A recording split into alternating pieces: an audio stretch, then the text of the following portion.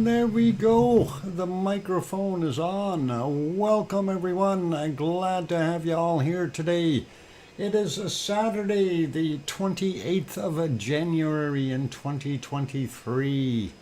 And it is kind of a lovely day. Well, at least it's partly sunny outside. Although it is minus 17 degrees Celsius here, so not so warm, but hey, it's one of those things. Anyway, glad to have you all on board today, and we will go through some of our wonderful stuff that we've got. What is Mr. Fox speaking? LOL. I can't hear him. I hear a DrFox2000. Piggy! I can hear. Sharon Stewart says, I can hear you, DrFox2000. Happy Saturday. All good, you guys. And welcome to every one of you. And glad to have you all on board. And I know Saturdays are days for other people to do things that they need to do that they can't get done during the week. So we understand. People are coming and going and doing their things, and it is what it is. And hides back in a back. I Sty eats a duct tape. And why are you eating duct tape, Piggy? Duct tape's not good for you. That gluey stuff is gonna. You're gonna end up taping your snout shut if you don't be careful with that. Oh boy, that'll be a harsh situation. Anyway, let's get on. Yeah, Chewy. So I can't be taped down. Well, Piggy, we've got endless supplies of it. So even if you eat half a dozen rolls, there's still a lot more. There's cases and cases and cases of them. It's incredible how many we've got, and it's good quality duct tape. So you got to watch out. Anyway, first person in today was Juliet. And I still don't see Romeo, but Juliet made it in first, and she gets the lava cookies today. So that is all awesome. And let's see, who taped my hand? Hermione. Piggy did it. She was messing with the duct tape.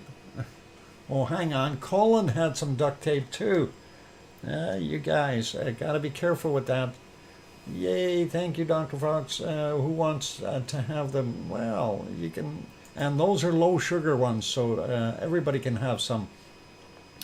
Anyway, glad to have you all on board. So I'm going to go through and start naming names and saying hello to everyone. We'll start out with Sharon Stewart. And yes, we can hear you. And of course, we got Juliet, so we won't mention her again for at least a minute or two.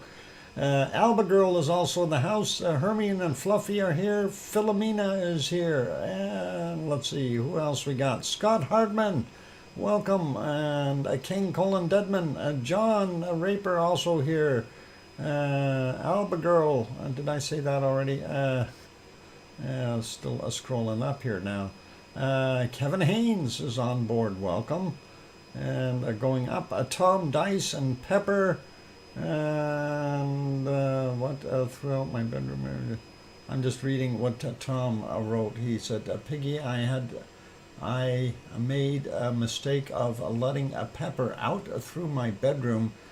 She came back with a muddy paws into the new bed spread I just put on. It happens. Grandma B made it on time, and welcome, Grandma B. Glad to have you here. And let's see, who else we got? Scrolling up, looking. Adele 51 is here. Welcome, Adele. And still scrolling up, looking for more wonderful people. And Layla made it in, and welcome, Layla. Henry Nelson, I don't know if that free snow. Yeah, I like that. Free snow, come and take as much as you want. Please start in the driveway. That is a very smart move, and I'm sure people will be jumping to take you up on that offer. Not. You can come and out clean our parking lot out if you like. Let's see, who else we got in here? Scrolling up, looking for other wonderful names. Brandon Gray is here. Welcome, Brandon. He's lurking. And keep that bunny. By the way, yeah, that conversation earlier was about the bunnies chewing things, and somebody mentioned a cat that chewed on some stuff. When I was still married, we had several cats, and one of the cats liked to chew on the electrical wiring, and she was okay, but she was chewing on a lamp cord, and of course the lamp is plugged in, and she bit down the wrong way, and that solved the problem. And she never chewed on wiring again. She came flying out from behind the couch, literally straight up and out and over the end of the couch, and it was funny. We did take her to the vet to make sure she was okay. But yeah, it was one of those situations, and I'll live and learn. But you know, it's always that people do funny things. If you've got a dog, as an example, you'll, you know, rather than having the dog chew on your own socks all the time while you're wearing them, they turn around and stuff a sock with some other stuff and hand or sew it up and give it to the animal. Well, that's kind of a mistake, because what are you doing? You're teaching the animal that it's okay to chew on your socks. It's just like shoes. You know, you go down to the store, you figure, okay, my dog is chewing up the shoes. Let's get him a rawhide chew toy in the shape of a shoe. And, well, all they're doing is going, yay, look, they got me a really cool shoe this time. So once I finish eating that, I can eat the other ones. Just, I don't know, just me. I don't know. I just think the other way around here. Try to avoid that. Try to give them something else to preoccupy them. Anyway, did I say King Colin Deadman? I hope we invited you or said hello to you. And still scrolling up here, looking for other names. And let's see, who else we've got in here. I know there was some others that I seen that popped in, and just scrolling up. I know we've got a bunch of people in the Lurkers Lounge as well, and which is absolutely okay. We don't mind. I do know that there's people who really don't want to participate with the chat, but they enjoy the show, so you're welcome to just lurk. Did I say Scott Hartman? I hope I did. Welcome. And still scrolling up, looking for others. And we got Adele, we got Colin, and still going up more and more and more, looking for more good people here. Since they're all good people, and I'm all the way to the top. The only other one I think I already mentioned, Layla, and of course Juliet we got as first one in. Sophie is here. Welcome, Sophie. And now that I'm at the bottom looking for others, we did say hi to Adele. We said hi to Alba Girl. We said hi to Philomena. And we got Sophie. Oh no, learning the hard way. Yep, Juliet, it is what it is. Howdy player, welcome, and get that snow out of the parking lot. Stat. The reason the accidents happen is because we have a 1 meter of snow. Well, ours isn't quite a 1 meter deep in the parking lot, but you know, this is Canada. We know how to drive. Connie Tyree also made it in. Welcome. And let's see, Epically Epic. Welcome on board as well. And I think we've got just about everybody labeled now. So all the good people have been said hello to. And she will not chew on your pig table when it shows up, Piggy. Oh, that would be a catastrophe. Did you order that, by the way, Piggy? And good evening, Thor. News on table, good news. Oh, good news. You ordered it, so I'm getting it. Excellent, Piggy. That is awesome, and congratulations on your table once it arrives. So very, very cool. Does anyone know the active know the active volcano that's being used to mine sulfur? Mine sulfur. There's actually a few of them that we heard of. Let's see. In Indonesia. Hang on, I'll come up with the name. Oh, Kermit is buying it for you. Oh, that's very nice of Kermit. Let's see if I can find that name in Indonesia. It's actually the one that is that has the blue lava, and they're getting a sulfur from it. And let's see, where are we here? I'm looking for my volcano map so I can give you the name of that particular volcano. And why am I showing a buffering over there? Volcano map. There we go. And what is it? Ijen volcano in Indonesia is one of them. Hope that makes sense. Don't know. Yeah, it's Ijen over on the east end of Java is where that one is. So hopefully that makes sense for you.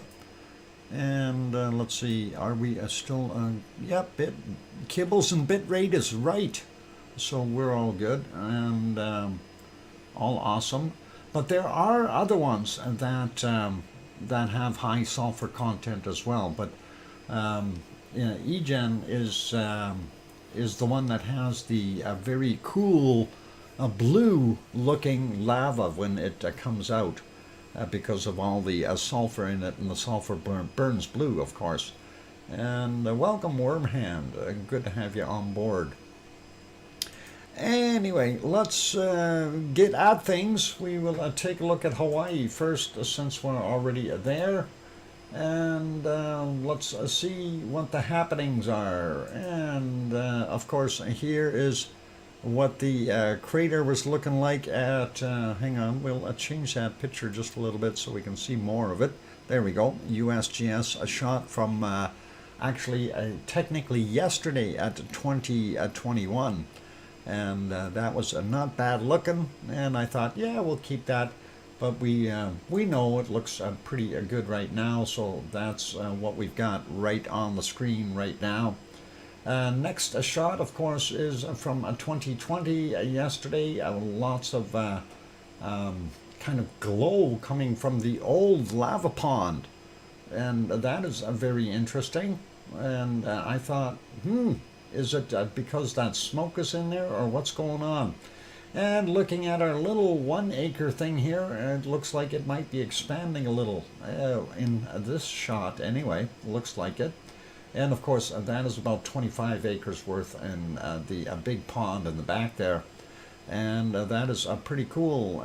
Old Mummy of Hamster saying, hi, Uncle Doc, and my lovely lava family. Welcome, Old Mummy of Hamsters. And glad to have you on board. So let's refresh that one, see what it looks like right now. And there we go. Now, till we get to the thermal, I'm not going to make any comments here, but it looks like there is more lava in here. I don't know. Anyway, we see the old primary vent really smoking like the dickens, as well as that other spot has got a lot of smoke. And I think it's because the rain, so what we're actually seeing is steam. And that's what's causing a lot of this extra fluff in the air, if you like. So that is pretty cool. We see another rock that appeared over in the lava pond, and I don't know if the gator's getting bigger or he's got friends that he invited over. Anyway, that is in there as well. Quick peek at the thermal. Of course, this was from yesterday, and we don't see, yeah, this is from 10 minutes after 8 p.m. their time. We do see the outflow here, these two that we had here. We don't see anything extra on the little guy. And on this shot, we're not still didn't see the change in level, but we're going to refresh this one and see. And of course, down here on the bottom, we've been keeping an eye on that to see if there's any more lava flowing out there. And there has not been, at least not yesterday. But let's refresh it. We'll see what it looks like right now. A little bit on the hazy side because of the smoke. And yep, that rock is very, very interesting. So we have another floater in the lava pond, and that is almost the whole island.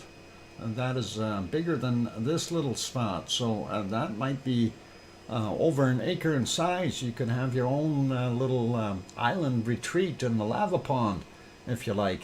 All you need to do is build a bridge across here, and you're set to go. Grow some palm trees, and you could have a front yard volcano right there. Pretty awesome.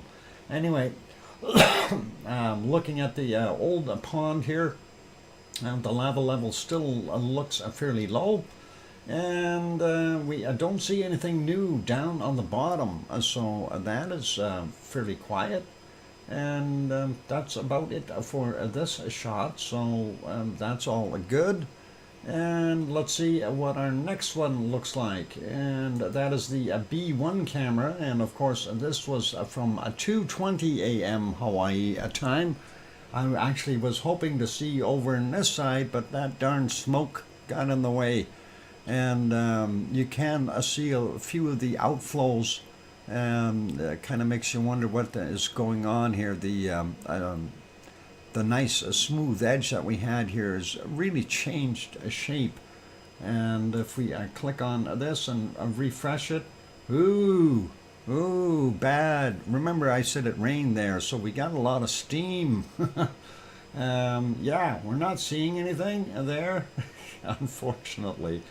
So we'll go back to the live shot. Even the live shot's gone fuzzy on us because of steam clouds and things like that. So if you want to get down there for your sauna, now's the time. And you can, no, it's, wow, smoke. It's not smoke, it's steam, John. Steam. It's sauna time. Head down to Helemaumau crater and make sure that you have all your supplies ready for a nice sauna. James Gipe, thumbs up. Thank you very much, James Gipe. And for those people who will give James a little plug here. Ooh, look, you can see those raindrops coming down pretty hard and heavy.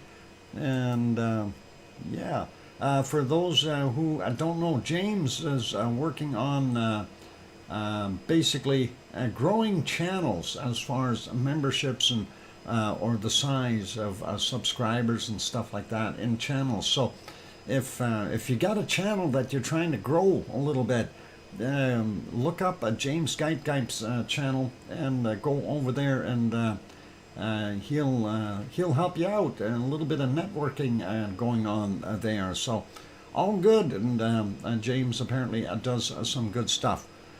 And I hope that advertisement was all right for you, James. I don't charge any extra for it, so you know, I consider you a nice guy. Send you the bill later. Okay, VOG exfoliation, good times. Yep, and that is all good. And there we go. I did want to mention our gator, lava gator here is definitely sticking out of that pond quite a bit further than he was yesterday. So one of the things, of course, you can see the edges or berms, even in the foggy conditions right now. You can still see that the lava level seems to be down a little bit more in our lava pond. I don't know why, but you know, it looks like it anyway. And oh, I just got emailed something. Wormhand jumped and a subscription. All right, a Wormhand. There you go. So James Geip, there's a one. You only owe me $10 for that one. Yeah, I'm kidding.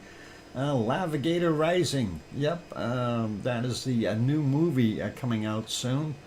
And Tetra is in the house. Welcome, Tetra. Glad to have you on board. And let's see. Yeah, Oh Mummy of Hamsters. You might want to go there. Definitely, if you want to grow that channel a little bit. That is a decent networking channel. You can work with James a little, and he'll get you a few more subscribers, and that never hurts. Anyway, let's leave that for right now from Hawaii, and we'll go to warmer places or other places. How about we go to, before we go over to Italy, or sorry, before we go to Iceland, we're going to go to Italy. How about that? Because I did see a little bit of bacon there. And we'll see what it is looking like. So let's take a peek there. So here we are on the island of Sicily in the Mediterranean. And of course, that is right near our wonderful Italy, where they have wonderful spaghetti and everything else. Pizza, my favorite food. And of course you can see the lovely lava continuing to come out of our wonderful vent at 2,800 meters. Just so you get a better idea of what it looks like, let's see if we can find a spot where we can actually see it. It was cloudy as all get out there. It's still a very inclement weather, and yeah, it's going to be very hard to see. By the way, you can definitely tell there's more new snow on there, at least down here at the lower elevations. We kind of mentioned that it would likely do that yesterday. And unfortunately, we're not going to be able to see it any better than that right now, because if I go all the way back, you can see how cloudy it is, and that really doesn't do us much good. I'm surprised we can see our lava right now, and it looked like it was raining there. So visibility didn't improve till, what was it, maybe an hour ago? Not even. Yeah, about 25 minutes ago is when we started seeing it. So that is what we've got there.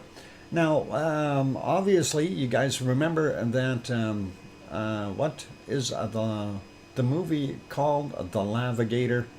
It will likely be The Navigator, and then of course it will have a sequel, The Navigator 2 and Navigator 3. They are in the planning stages, so and that's okay.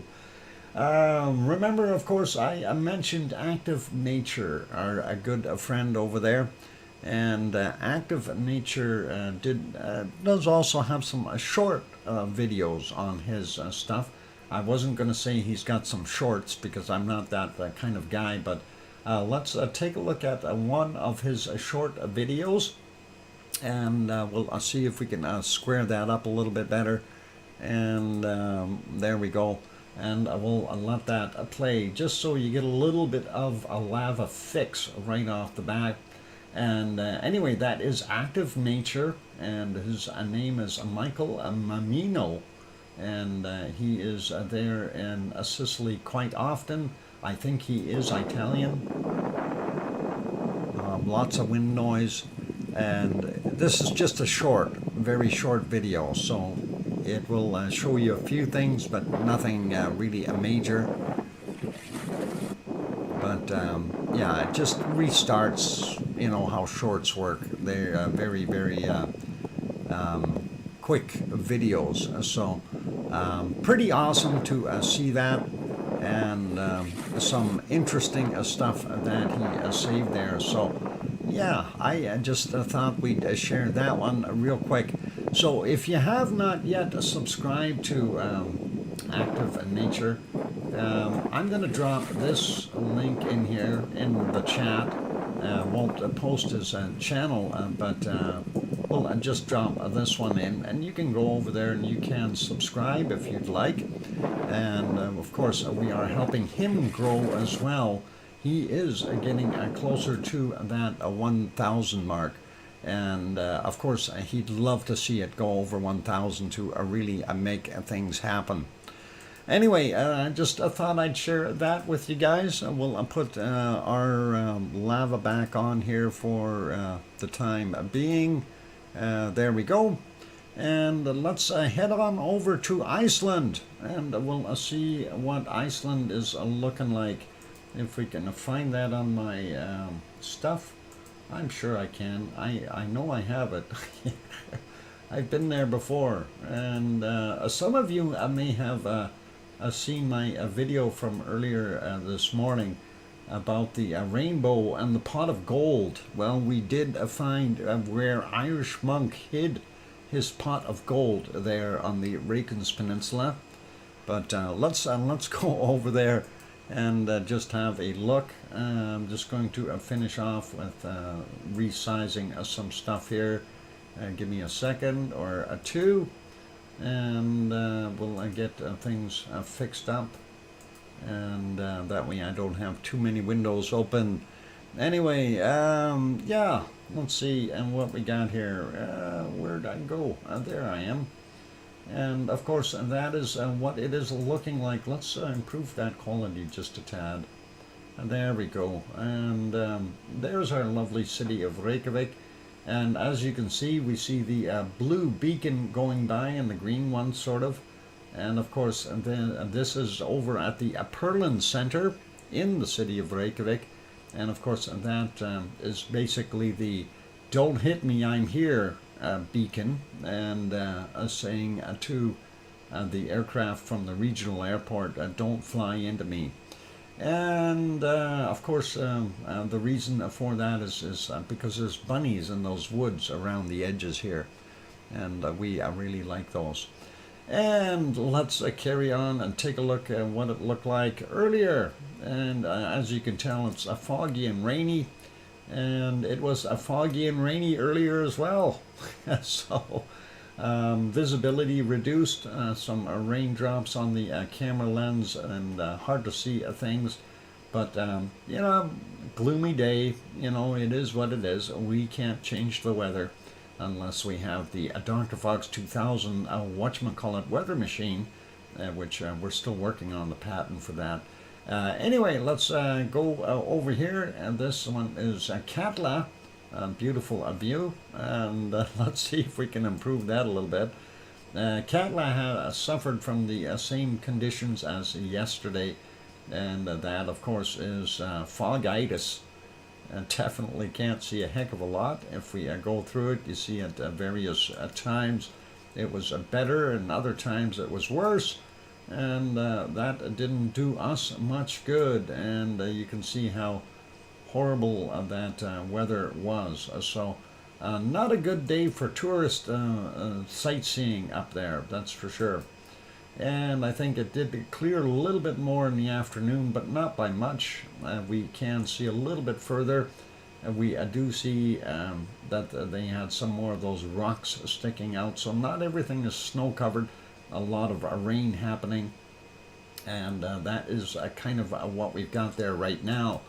Now, while we're doing that, let's go over actually to the other one. We do see here the two flashing tower lights, and that is what we've got there, and the town of Grindavik. We don't see the glow of Reykjavik. We do see the lighthouse beacon going by. And of course, over here we are seeing the a geothermal power plant that is running on steam.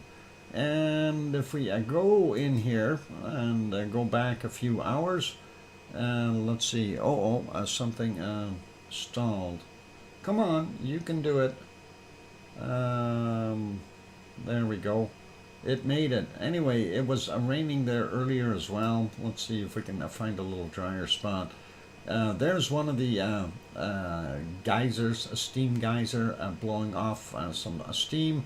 There's another one in here that you can barely tell is here. There's that little pond out in front.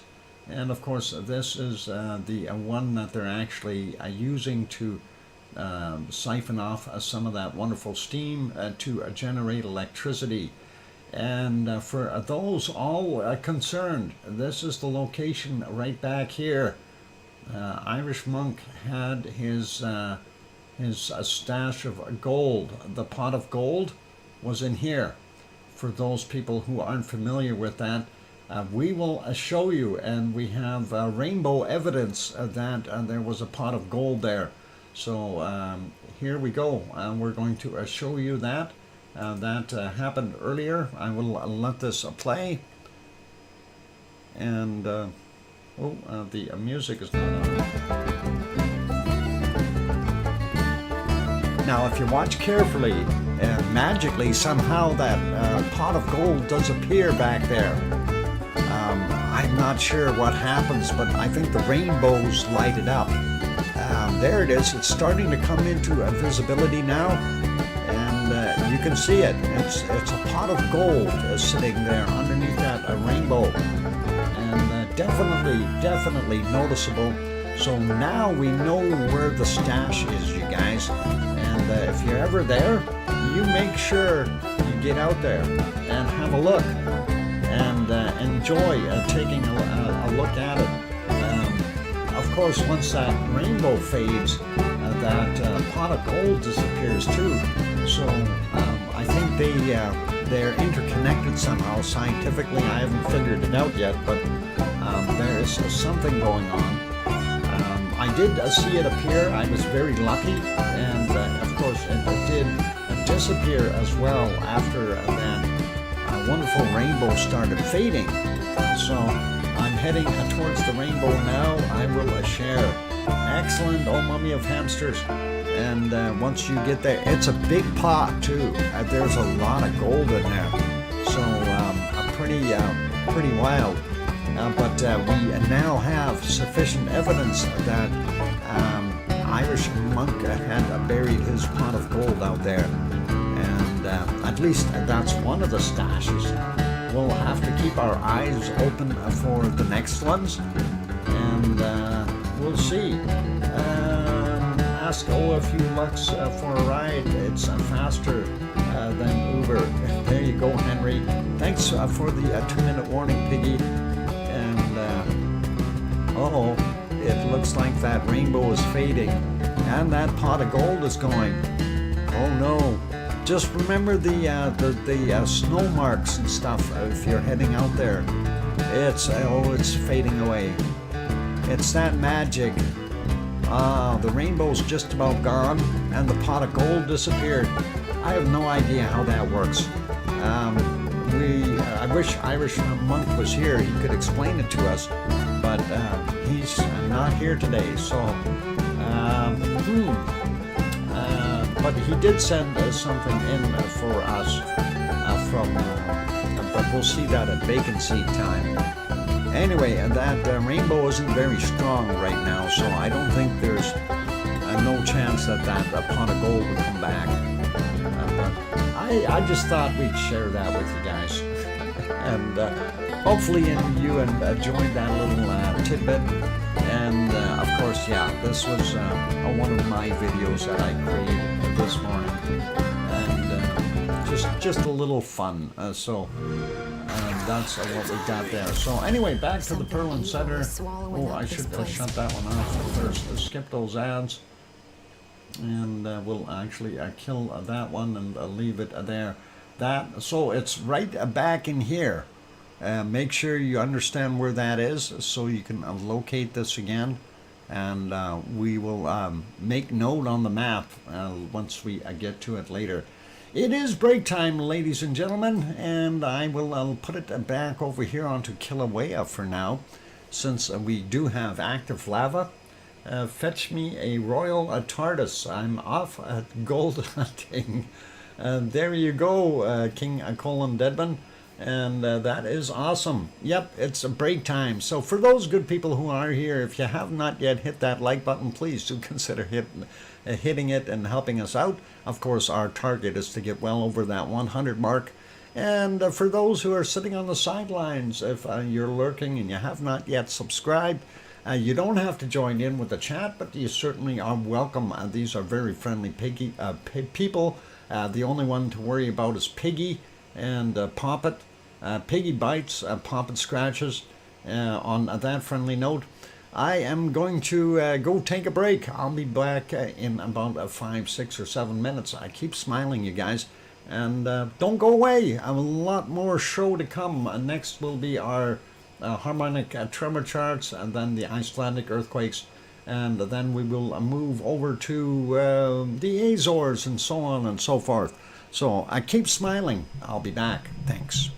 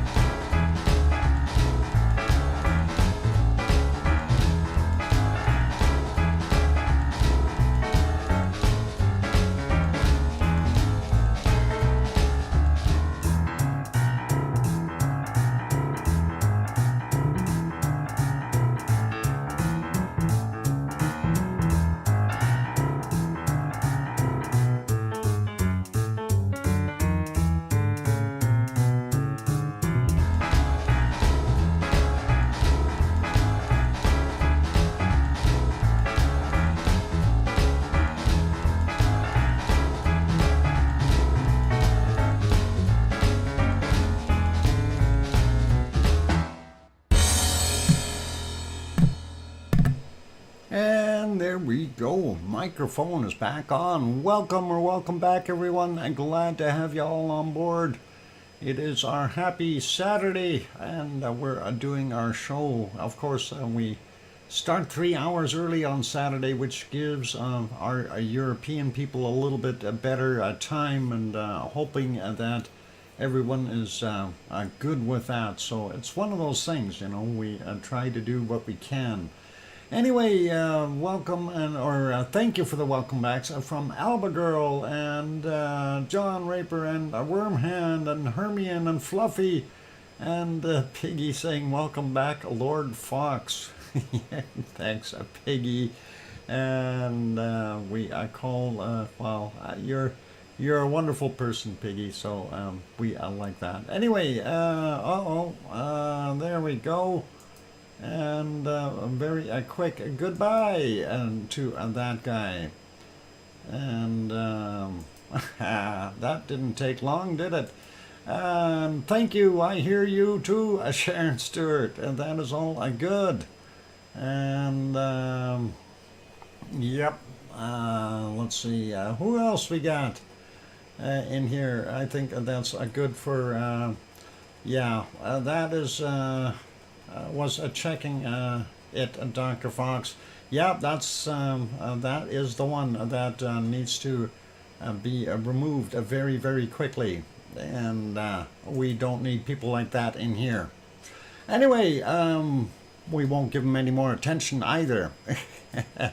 Let us move on and do our thing. Next volcano on our list, of course, we said was going down to the Azores, so let us head there. And by the way, my hamster is pretty fast yet, and we had to our thing. So pretty cool. Let's see what we got. Anyway, you can see the lights there in the harbor, and one of the wonderful towns there. And polishes a snout. Way to go, Piggy, and get ready. And of course, let's see what else we've got. Well, of course, this is the Azores. We are on the island of São Jorge, or São Jorge, and that is Portuguese for São Jorge. This is what it looks like there during the daytime, but not today. And it looked a little rougher today from what we had seen. So that is okay.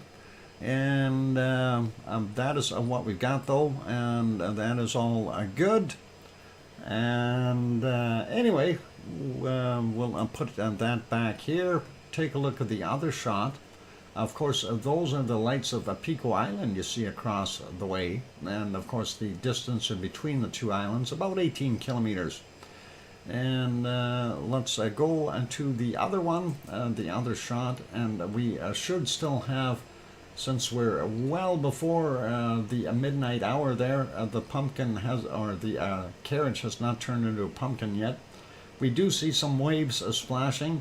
It's not overly rough in the ocean today, but it's still not a very nice day, if you want to call it that. So that is what we've got, and it looks all right. Let's take a look and see if we've had any earthquakes. I don't see any today either on this wonderful São Jorge, and that is what this map is for, strictly for São Jorge. And last one was from yesterday. That was at 1.8 that we seen. So that is all we've got there. Let's take a look at the other map, though.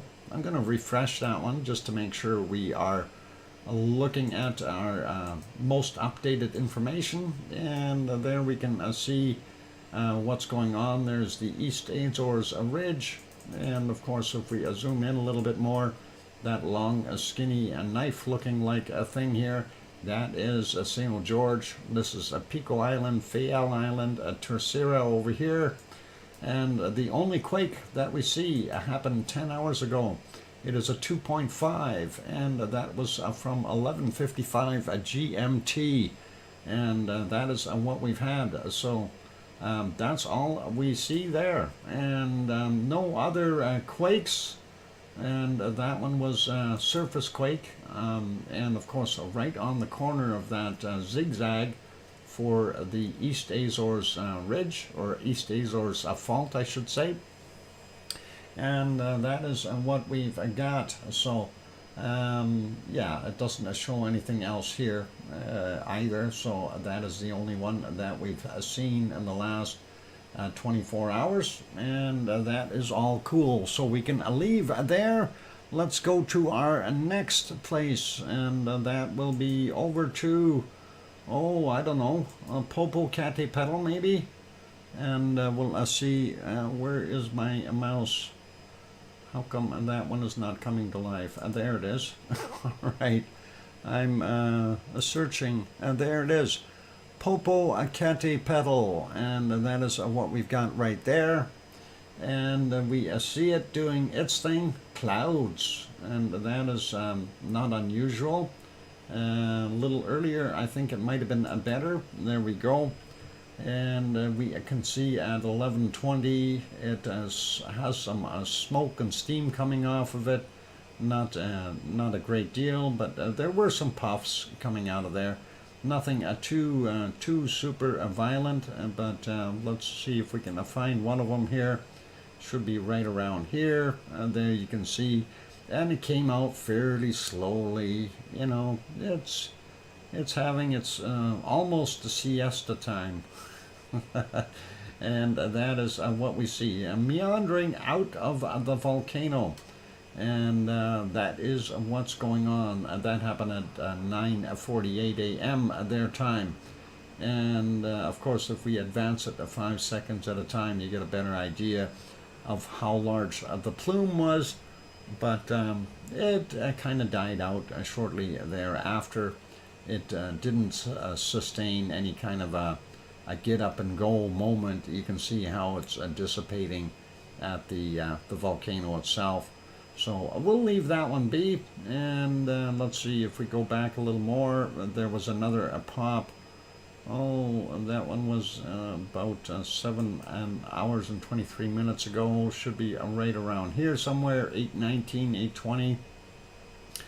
And there you can see this one seemed to have a little bit more white ash on the one side, or a white smoke coming out, and then of course the heavy gray, dark gray material, all kinds of tephra and you know, bits of lava ash and so on in that material coming out.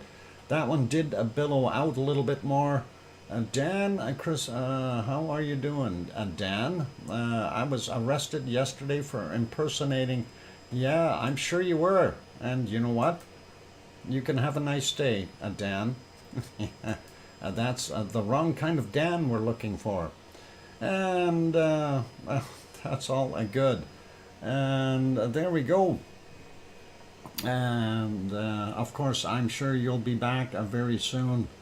And we will do this, make this a little bit more fun for you, and we'll see if you can wait a little bit. We'll waste a little more of your fun time, so go ahead and subscribe a few more times.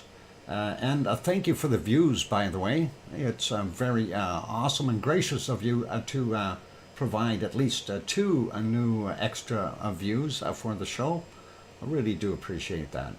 Yvonne Kunkel, welcome. Glad to have you on board. Hey, Yvonne, and you sent me that wonderful link, and you know what? I tried to go to that link, and apparently it's blocked for us Canadians. And I thought, no, really? So, Yvonne, thank you for the efforts, but apparently for some reason they have it blocked for Canada, and I don't know why. I guess Etna is top secret according to the Italian government. So something like that. And yeah, I need a VPN. Anyway, there we see 7:58 a.m. We see a little bit more there. Yeah, Doc needs a VPN. Doc also needs a money tree before he can go do anything. So that is one of the things that he needs to do. And once we get a job and once we get back at it, we'll start doing some of those things. But for right now, every little penny that I get or have is used for living, and things are pretty tight. So we got to make sure that I got to keep my nose to the grindstone here and get back to work. Anyway, looking at what we've got, another puff there just before 8. And we'll see what else we've got from Popocatepetl. There were a couple of others here as well.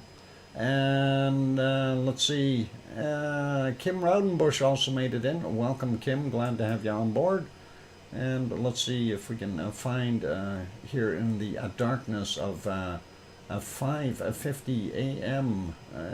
There was another little bit of a eruption. And we'll see if we can locate that. There you can see some of that glow. Come on, Eruption, where are you? I gotta be in there somewhere. And let's see if we can find that and carry on. Maybe we better move it along a little faster. Well, no, I think we're just about there. There you can see that starting to come out. And we'll push it forward. There's that glow. And don't make me mad. I have good accuracy and range with my acid attack. Oh, who's making you mad, Kim? Did somebody do something to your cornflakes? Or does your stromboli have bad meat on it? I'm just wondering. And there we go. That is from earlier this morning, and a beautiful day that it ran into. And all right, there we go. Let's see what else we can find here. There's another one a little bit earlier. It kind of had a little bit more get up and go from about 4:50 or so. Let's see if we can advance that a little bit and see. There it is. So unfortunately, again, no lava coming out. We don't see anything splashing out. No one yet. Just a fair warning. The wife got me sick. Oh boy. Yep. So the wife got you sick and you're blaming everybody else. Throws popcorn at Kim. All right, Piggy, we have a popcorn machine gun for that. That works really well. It's an air-powered device, and you can shoot at least 30 or 40 of puffy popcorn shots per minute. So, yeah, it's a popcorn machine gun. And it has a big loader on top of it, and it just keeps firing. It's pretty cool. A little electric pump on it does a wonderful job. Anyway, I create them. I know, funny stuff, and I haven't made one for a long time though. Just no time to do these things. I've been working on trying to get a job. A bit of seismic energy at Eruption. Oh, did we miss? Yeah, we missed going there. We missed going to. That's what I forgot to do. Darn it! I totally messed that up. We wanted to go to the harmonic tremor charts. I went right to going to. Man, I messed up. Let's go here. Let's leave Popocatepetl and we'll go here. I'm gonna switch things around, and that is too much fun. Let's go take a look at the seismic energy.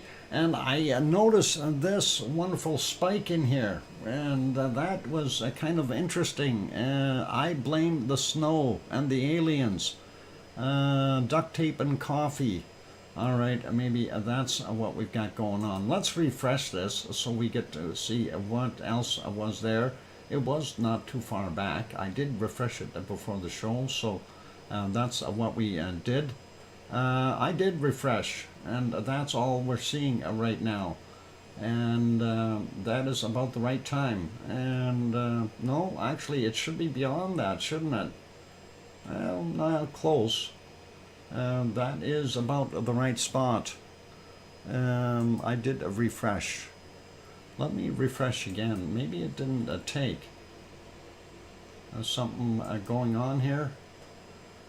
My internet is not loving me today.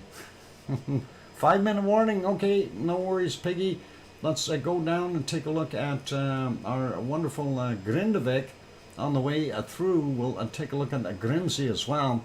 There's Grimsey. Yeah, I know we're up to date, and we see a little extra shoot up there on Grimsey. They must have had a quake up there as well. And that Grimsey, of course, is on the northern portions of the island, or actually on its own little island. And here is the one from Grindavik. We see the upward rise as well, so there could definitely be some activity. Let's take a look at the other one as well from Krusevik. And Krusevik is, you see more? Uh-oh. They're keeping me out of the loop. Something is going on with my internet. Anyway, I don't know how much more you're seeing. What time is it there? Actually, I'm curious now.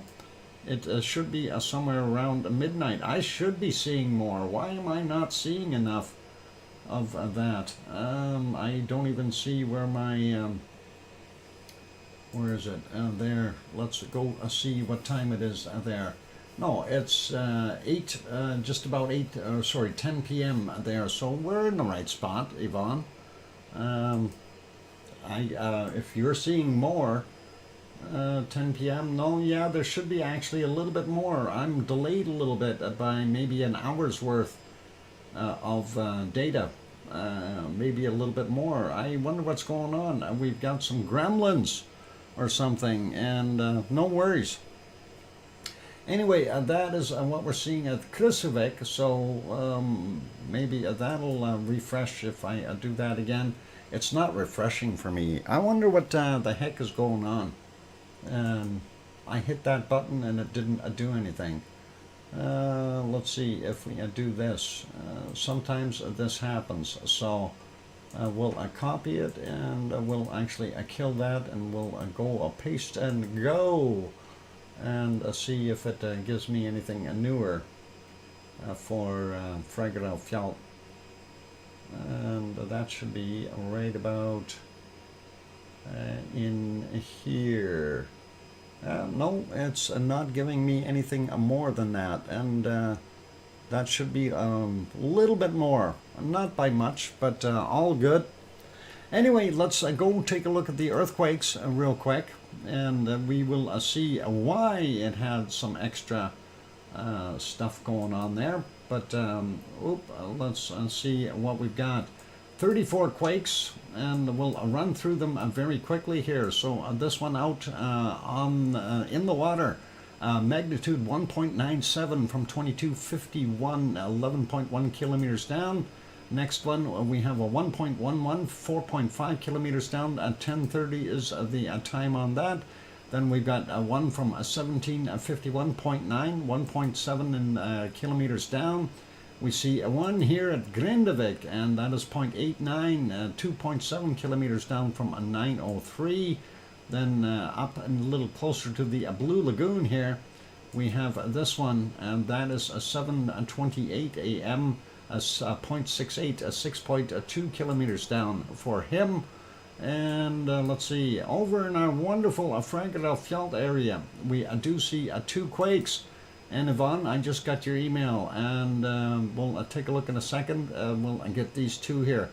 1:44 a.m. we had a 0.706 and 5.2 kilometers down, and the other one is a 1.5, 5.7 kilometers down from 1932.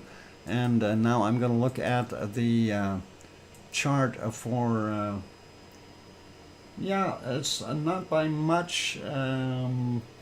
But let's take a look at that. Yeah, I'm missing about an hour on my charts there. Let's see if we can bring that up real quick for everyone. If I can save that, and we will do that just so I can find it, and there we'll actually bring it up on this screen, and we'll carry on with those. Yeah, I got that email, Yvonne. I'm surprised I got that email so quickly. How did you do that? I know, now that I'm getting email from you, everything else is going to go haywire, isn't it? Yeah, Yvonne was trying to send me emails before, and nothing was coming through. And now that hers is working, I'm getting delayed elsewhere. So that is pretty funny. And there you can see that we do have a little bit more of a rise. So I am missing about an hour's worth of data or so. And that is pretty awesome to see, though. And thank you, Yvonne, for sharing that. It's magic. Yep, I bet it is. It is. Kim, drink a Gatorade. It will help.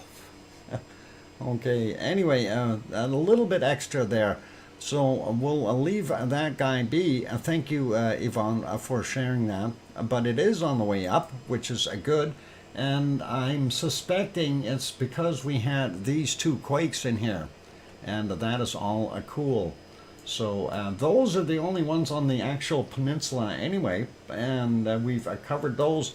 So I'm going to go take a break.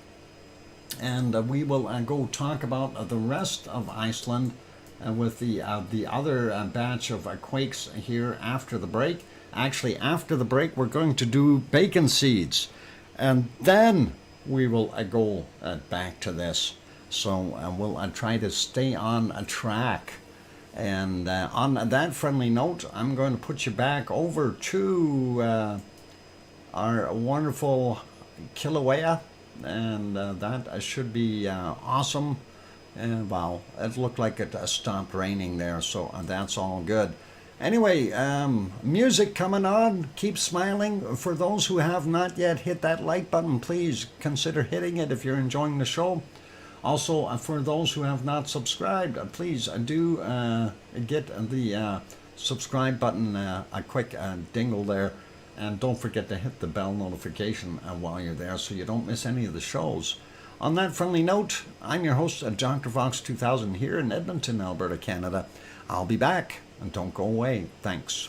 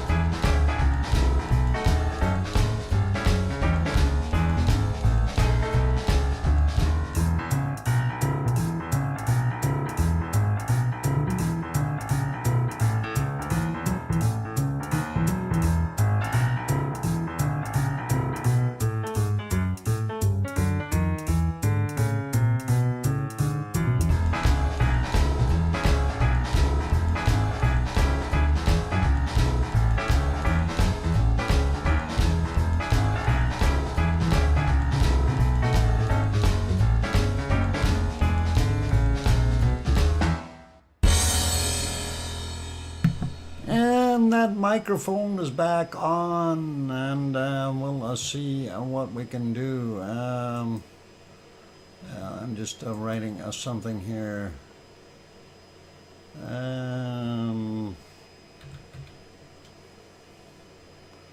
Okay, sending you a note, Piggy.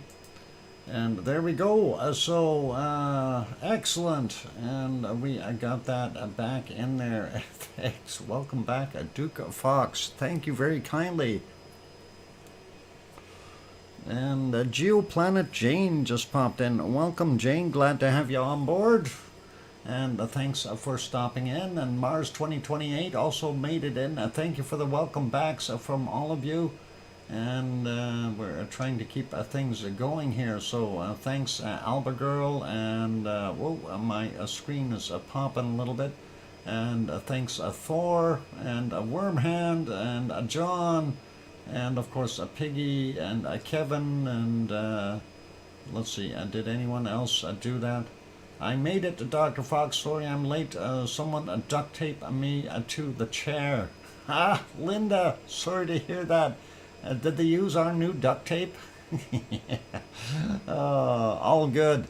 Anyway, I want to stick to the script. We've got bacon seeds, so we better go over and take a look at those. Of course, there's the bacon seeds. That's the last one from yesterday. And of course, that was sent in by our wonderful Piggy, who is still in Piggy jail. Till for another 2 weeks till she gets out. But she did send us some more wonderful bacon seeds, so let's get at those. And here's our first one, and there we go. We see those two. Somebody is stretching. They're kind of skinny. They need some more food. And let's see. No, and need to go get waxed. And now, all good yin and yangs. Oh boy. Yep. Yin and yang. Pretty awesome. Anyway, yin, yeah, I guess that's what you could call them. Here's the next bunch, and I don't know where the front ends and the back ends are. They're all looking alike. Yep, black and whites, or black and pinks on all of them. Let's see. There, that's the one there, Piggy. Anyway, yeah, we'll see what we can do. Yeah. Anyway, let's carry on here and see what else we've got. And that is this next group, and they are the same kind of batch. They've got those pink snouters, the boppers, and there we go. And that is interesting. And they are pink and black. A very, very neat contour to those things. Bacon seeds, and wonderful job. Let's see the next bacon seed. Holstein pigs, almost. I would almost think that.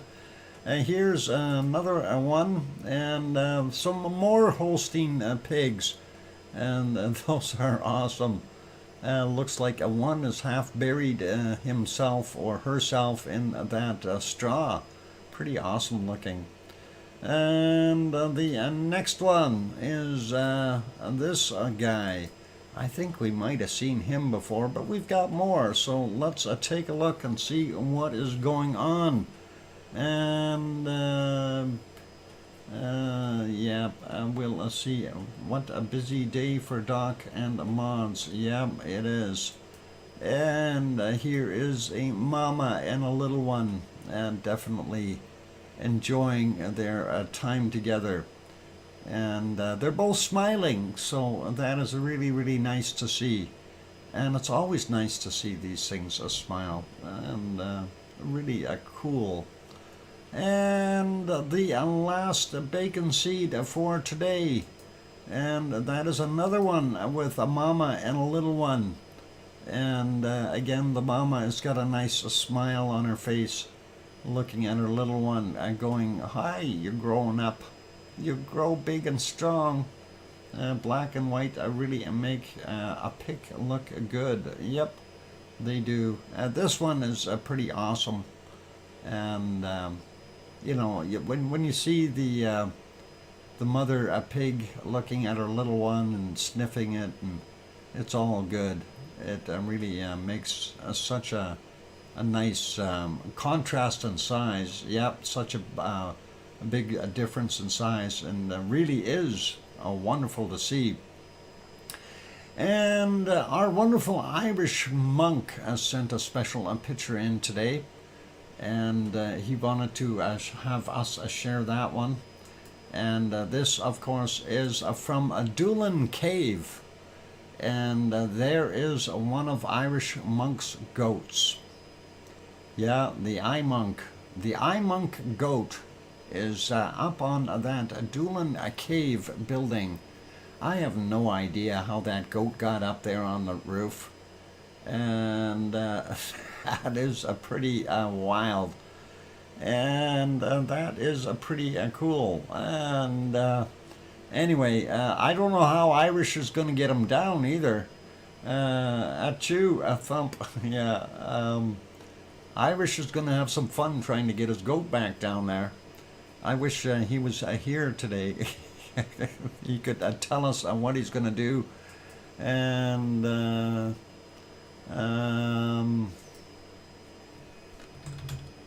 let's, I got to do something here.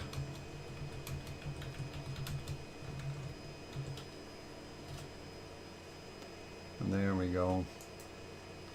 All right, we got that written, and Piggy, yeah, you can just scroll up. And anyway, there we go. I do have one more picture, and I'm not sure if I actually managed to save it or not. I was trying to, and I did save it. Where the heck did I put it? Let's double check here. I think I did somewhere. Maybe it didn't save. Oh, or did it? Yep, it did. So I'm gonna bring that one up.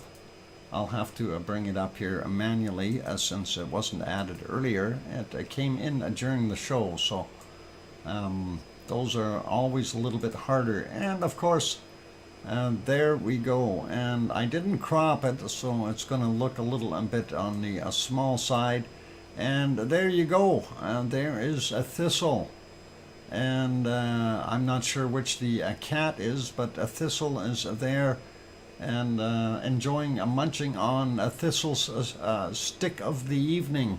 And there you go. And welcome, Joseph Fields, and glad to have you on board. And there, that's our bacon seeds. The cat is a Marmaduke. Okay, and the dog is a thistle. And I'm wondering, let's see if, who the heck is Ted Davis? Okay, I think it's time to figure this out real quick.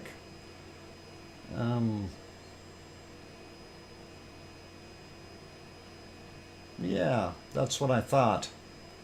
Thank you. And the picture is moved last quake nuts. Straightened? Oh, the picture up on the top of the wall. Yeah, I did notice that, Piggy. I thought you hadn't straightened that out yet from the last one. Thank you, Arizona Snowman. And I was working on that and trying to see exactly what that was all about. So thanks. And all right, so that's our wonderful bacon seeds and the goat and thistle. And let's get back over to our earthquakes, and we will continue on with that. And let's take a look at these ones here. We have a 1.23, 8.6 kilometers down, 42 minutes after midnight for him.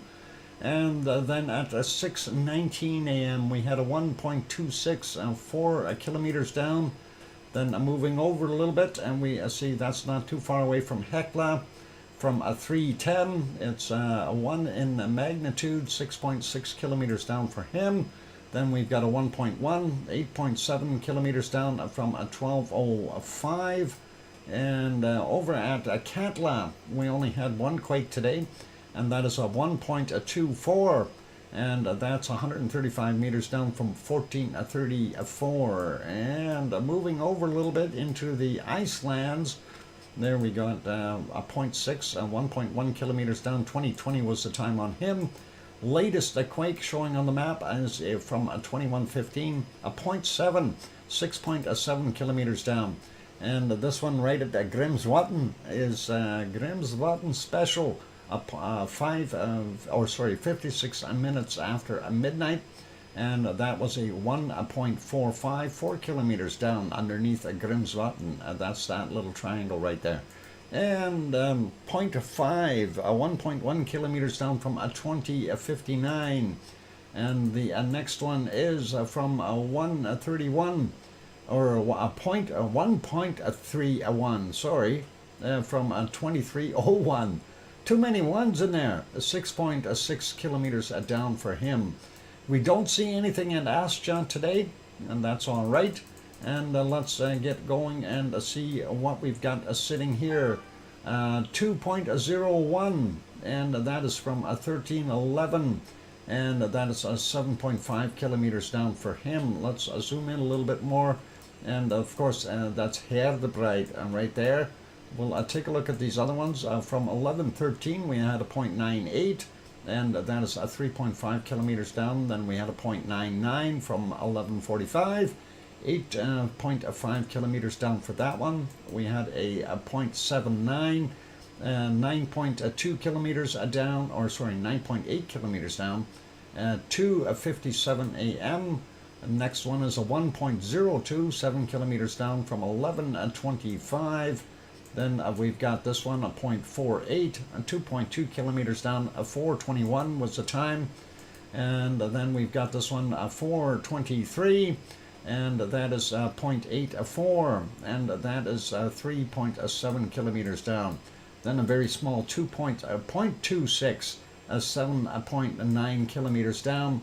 5:11 is the time on that one. Let's see what we've got going on further up north. And we know there was some reasonable action. We'll start up this with this 1.2, 6.6 kilometers down from 1805. Then we've got from 1225, a 0.7, 5.2 kilometers down.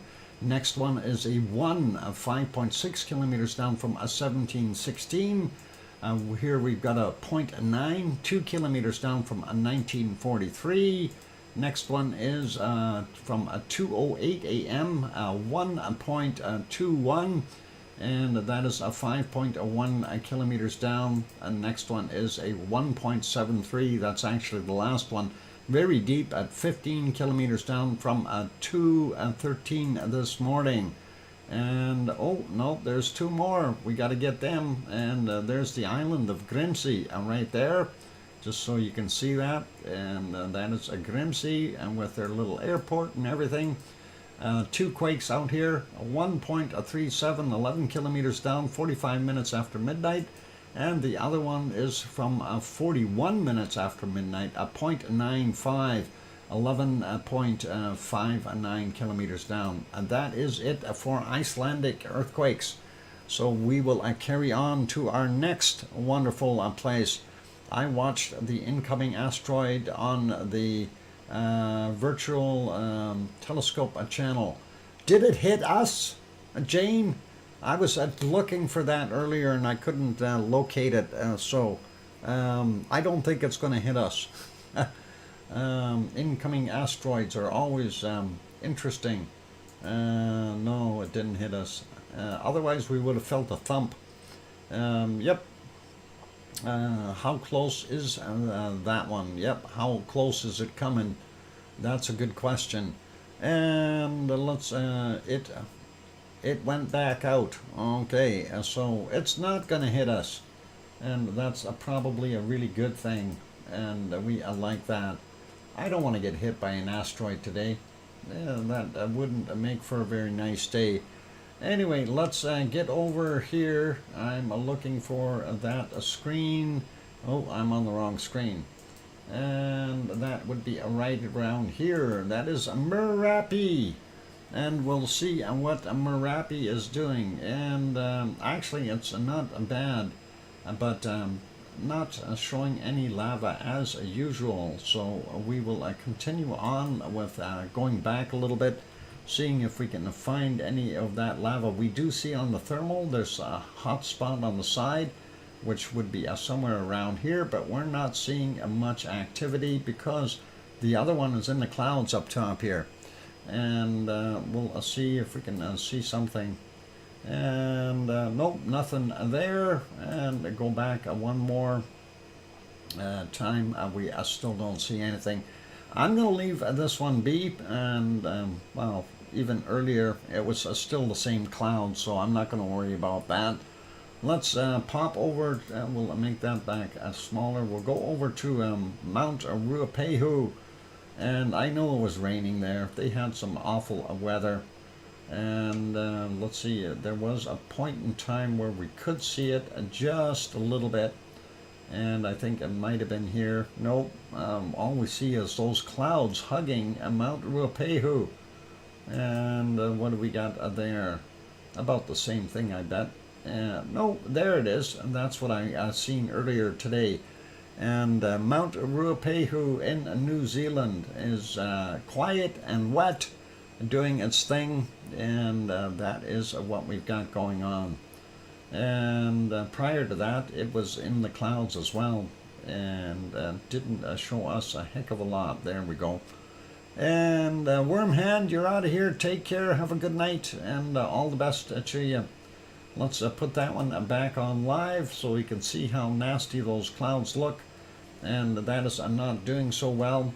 Next one is our chart for our mount. Oh wow, it's not really a mountain. It's a volcano, but it's a Taupur.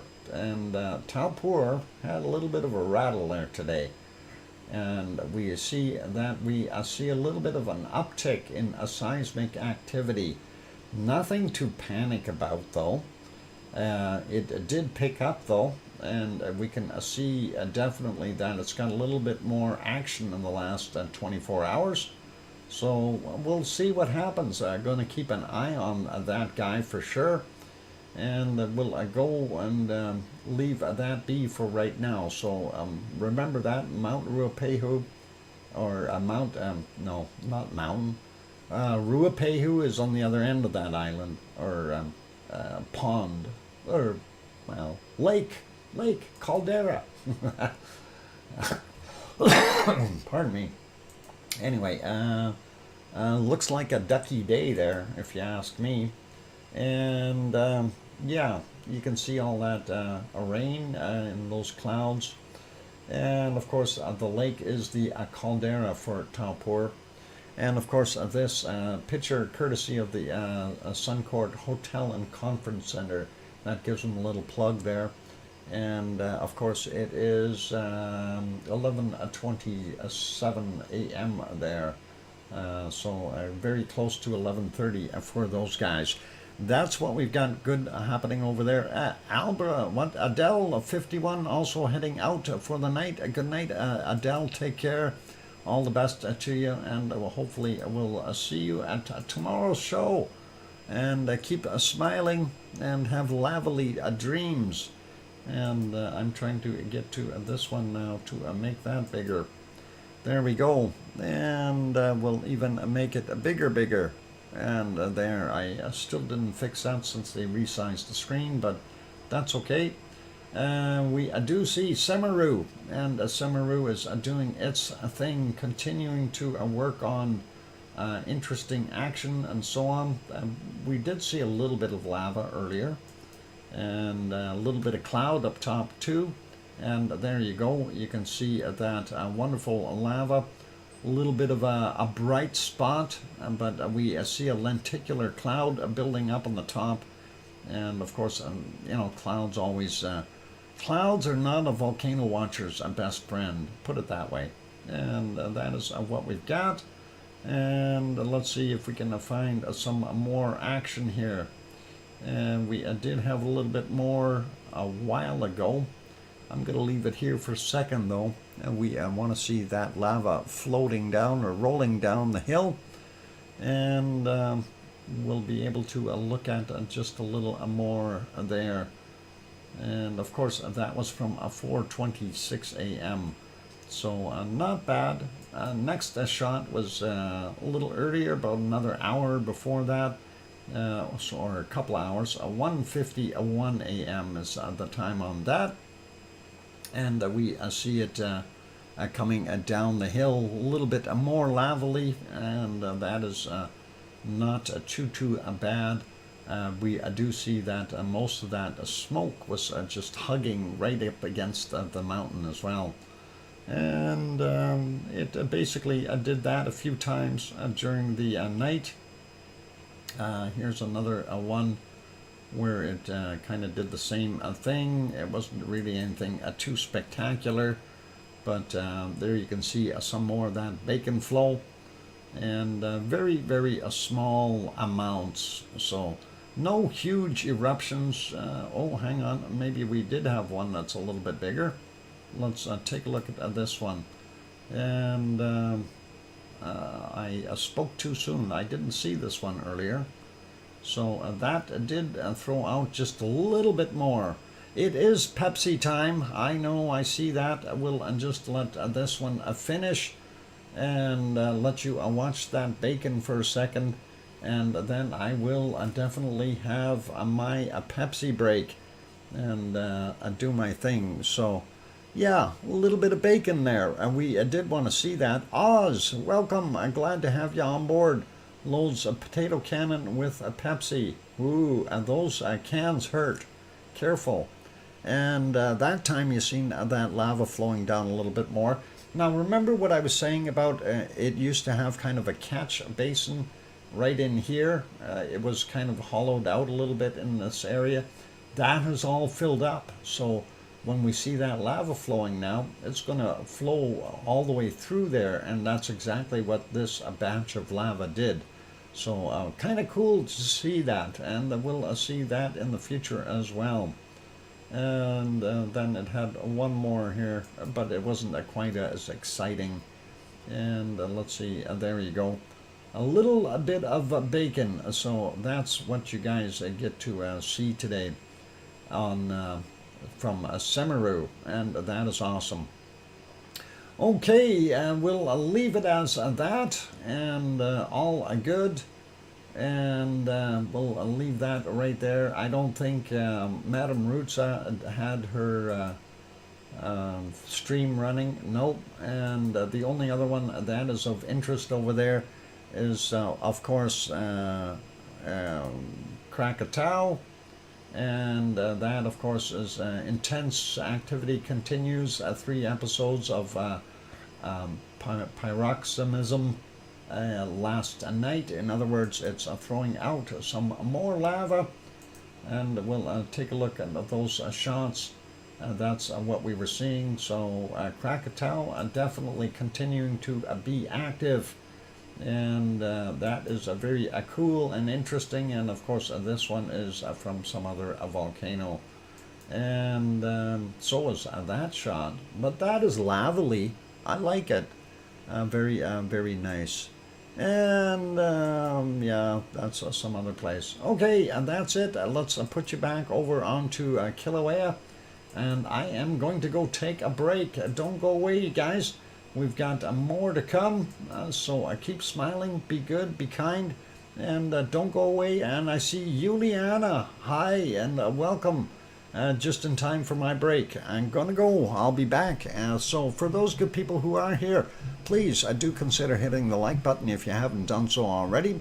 Also, for those who have not subscribed, please do hit the subscribe button. It will take 20 minutes before you can get into the chat box. So consider that, and thank you, Oz, for gifting that one membership.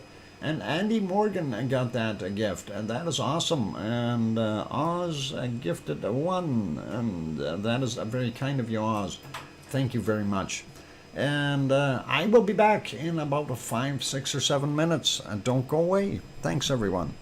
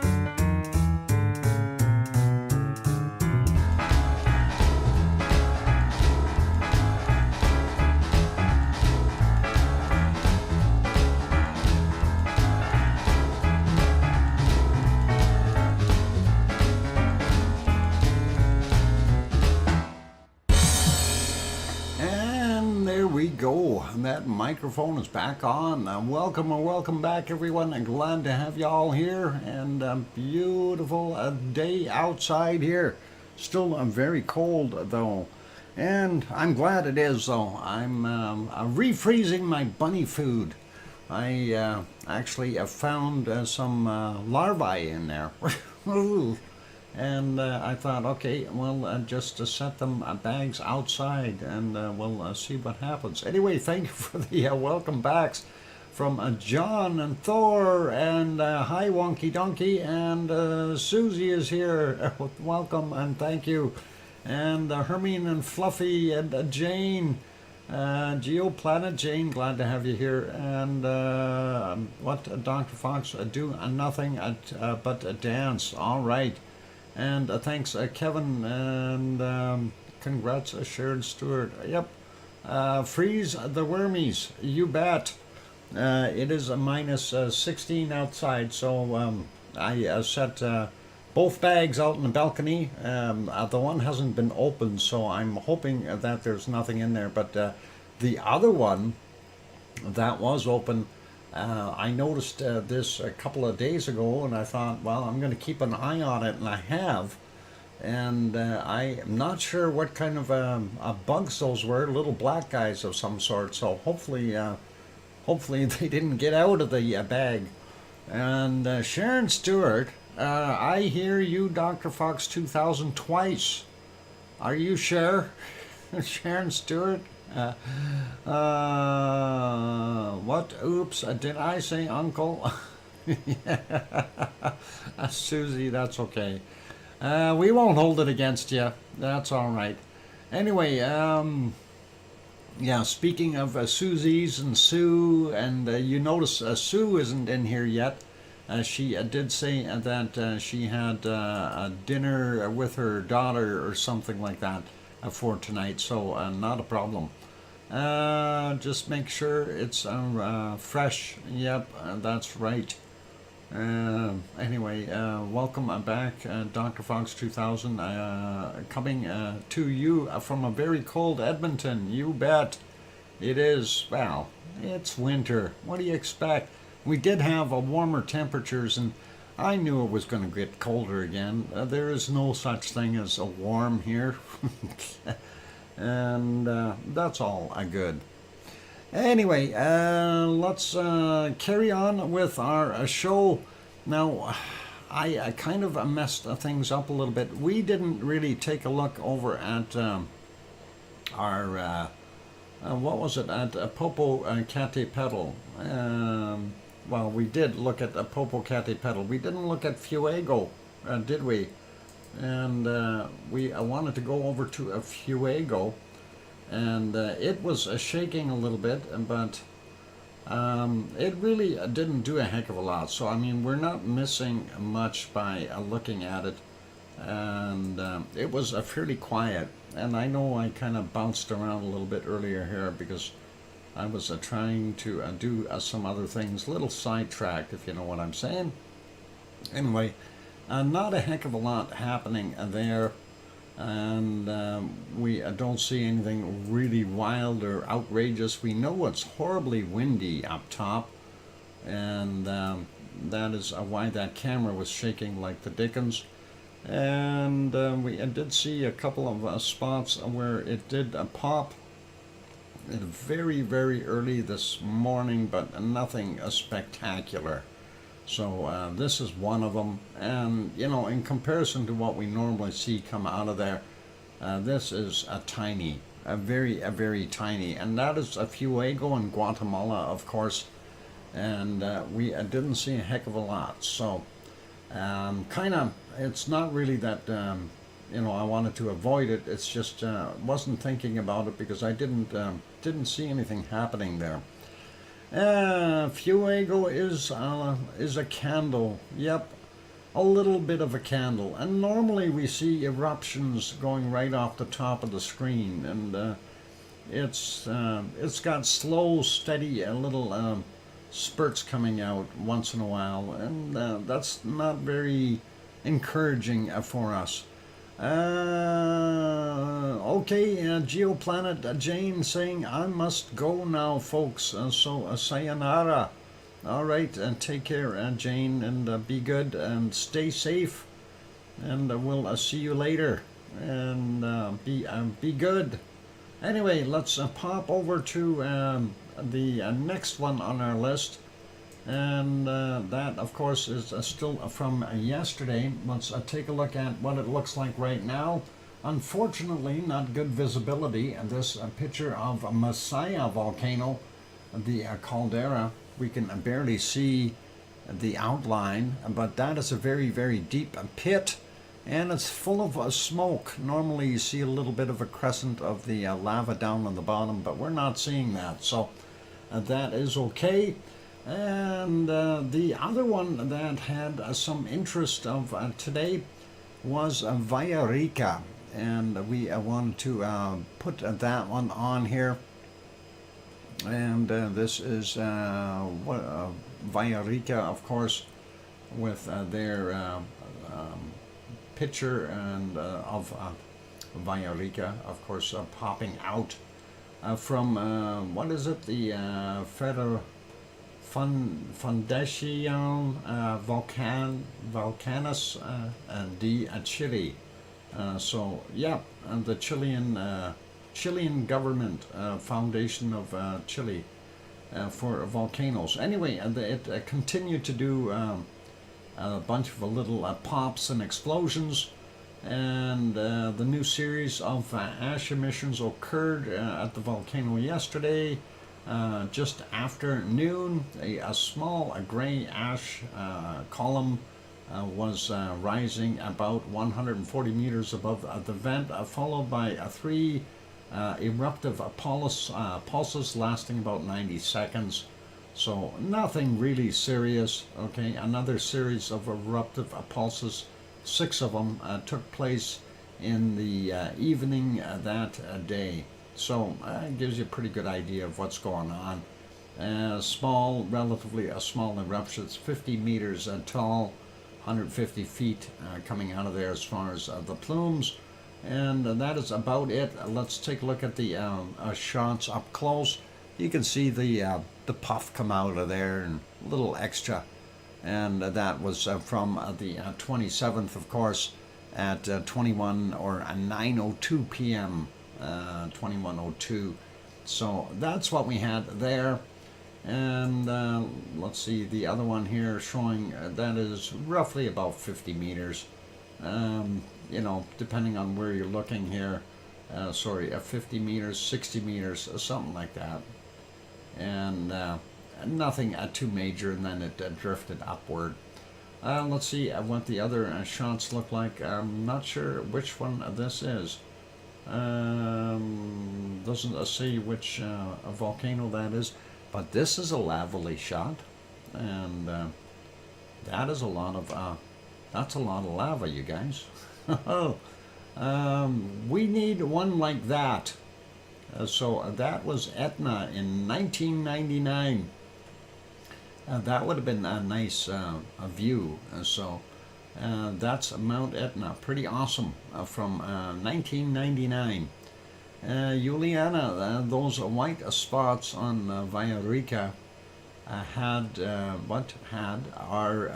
are they a snow, or are they constitution of a volcano? I do believe they were snow. This is another shot. Where's this at? Or does it say, give me the name of the volcano? Volmont. I don't know where that is, but let's go back here and see if we can find that what you were talking about. You're talking about these patches here. That is snow. Yes. If that is what you were asking, that is snow. And of course the blackened areas, that is volcanic ash that came out. So yep, this thing is tall enough to get snow on it. Anyway, we'll leave that be, and that is all good. And let's see, we already took care of the other ones. Next one on our list, of course, is going over to Hang on, I want to see if I can fix something here before we do that. It's going to Japan, and let's see, there we are, Japan, make that bigger. And I did check back to see if we seen anything during the night, and it had a few heavy plumes at times, one I think right in here somewhere, and it is still fairly early there. It was raining, and it's really hard to tell because of the cloud, so not able to see what was really going on there. And if we go back a little bit earlier, we didn't see a lot of off-gassing either. And a little before that, we do see a smaller plume before the clouds moved in. It wasn't too bad. And there's another plume at just after midnight. Really nothing super major. And there it is at, that would be just about 11 p.m. their time, and just about 2300. And, you know, it was relatively quiet in comparison to what it was before. This is about an hour and a half before that. So it calmed down a little bit, and this is even earlier, 8:44 p.m., and that is what we had. So not a heck of a lot going on there, other than just continuing to throw out its stuff. Even the birds aren't around. It's too cold for them. Let's take a look. For those people who want an ice cream, though, you can go down and get your ice cream from the ice cream boat. It is there. And I'm sure we're in good graces again, because nobody spilled their ice cream yesterday. They did not have to call hazmat back out. So go down and get your ice cream from the ice cream boat, and you'll be okay. And that is all good, and we don't mind that. And let's see what the close-up view looked like. Not really that great of a shot today, because of course that smoke is coming off, just about heading right towards us. It's okay though. And let's go over to our next one, and the next one is hang on, let's get there. There we go. And this is Suwanosi-jima, and that is down south a little bit further on one of the other islands. And you can see some off-gassing from the I don't know, it looks like it's the far caldera. It has two calderas. Actually, it's got three vents and two calderas, really, and we're looking at one of them here. The other one is there. It was raining. You can see a raindrop just hit there. But earlier, it wasn't doing as much either. You do see some steam coming out of it right here, and that's likely caused by the rain. And if we go back a little bit more, I did see what looked like a little bit of a glow. So I don't know if that is in fact something from our volcano. It does look like it. And there you can definitely tell this is from the front caldera. So we do have active lava in it once again. And we haven't seen that for a little while. So Suwanosi-jima is one that we might want to keep an eye on in the next little while.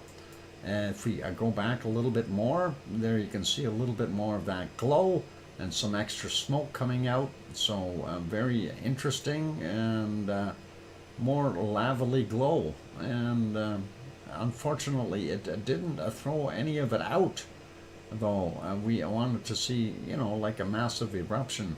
Prior to that, it was fairly quiet. Actually, let's go right about here. I think this is where it started. Yeah, you can see that very dark plume coming out of here. And if we move that forward, you can see exactly what it's doing. And that is about it. So, looking pretty wild. And after that is when we started seeing the glow. So it reactivated, and that is cool to see. And of course, we'll likely see a larger plume of SO2 along with everything else as well.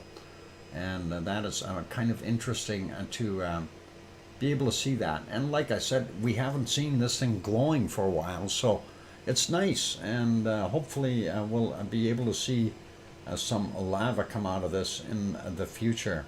Would really, really be nice to see it popping in again. And, you know, I'd like to see shots like this, but with fountains of lava. Would really be nice. Anyway, that was happening in the wee hours of the morning, 2:32 for that particular shot, just so we know where we're at. And let's leave that one there, and we will go over and take a look at the next one. And of course, this is a very sunny looking Mount Fuji. And there you go, and that is Mount Fuji, and a very nice shot, not bad at all. And yeah, it does look pretty awesome, doesn't it? So that is Mount Fuji, and we are all good with that. And we will leave it as that for there. It is just about break time. Let's pop over to Yellowstone real quick. Have a final look there. We do see a buffalo in the forefront. And let me get on that Yellowstone picture. Here's the buffalo down here. And in the bottom, you can see him moving around, eating. And it looks like a smaller buffalo behind him. Possibly a mother and a calf. And yep, it looks pretty chilly there.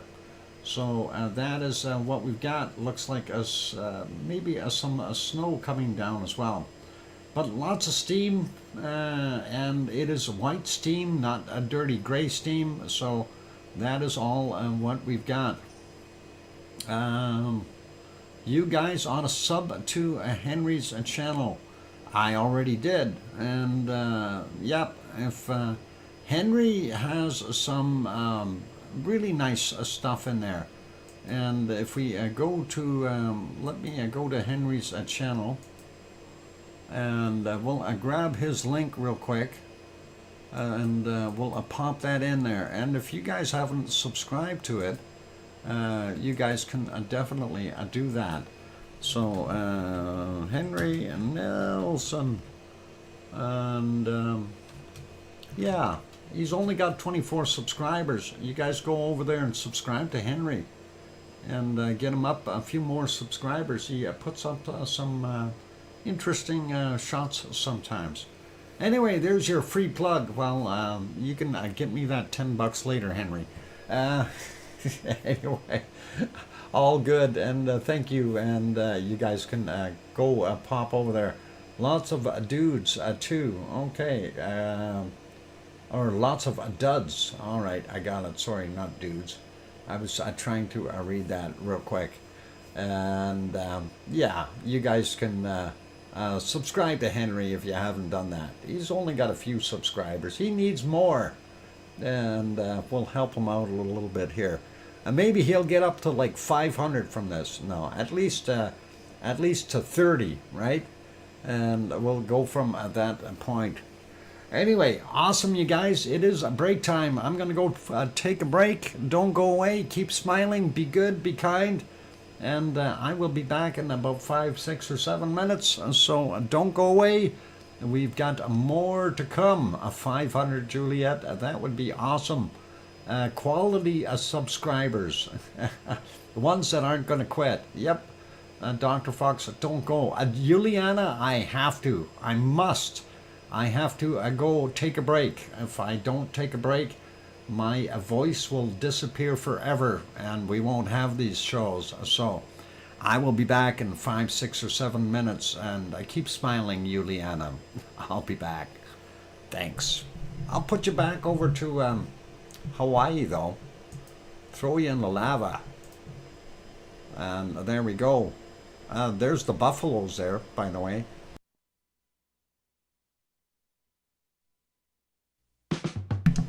There, don't forget to hit the like button if you haven't done that. And also subscribe. That would be awesome. We're at 94. We need to get 6 more to get to that 100 mark. I'll be back.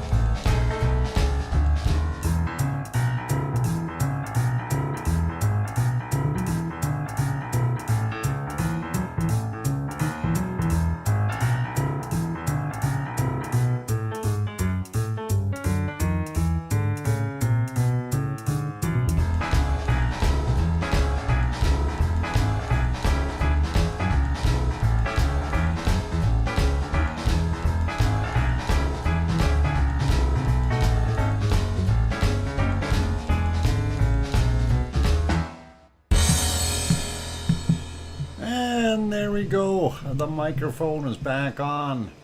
And Henry, that's absolutely free. You don't have to worry one little bit.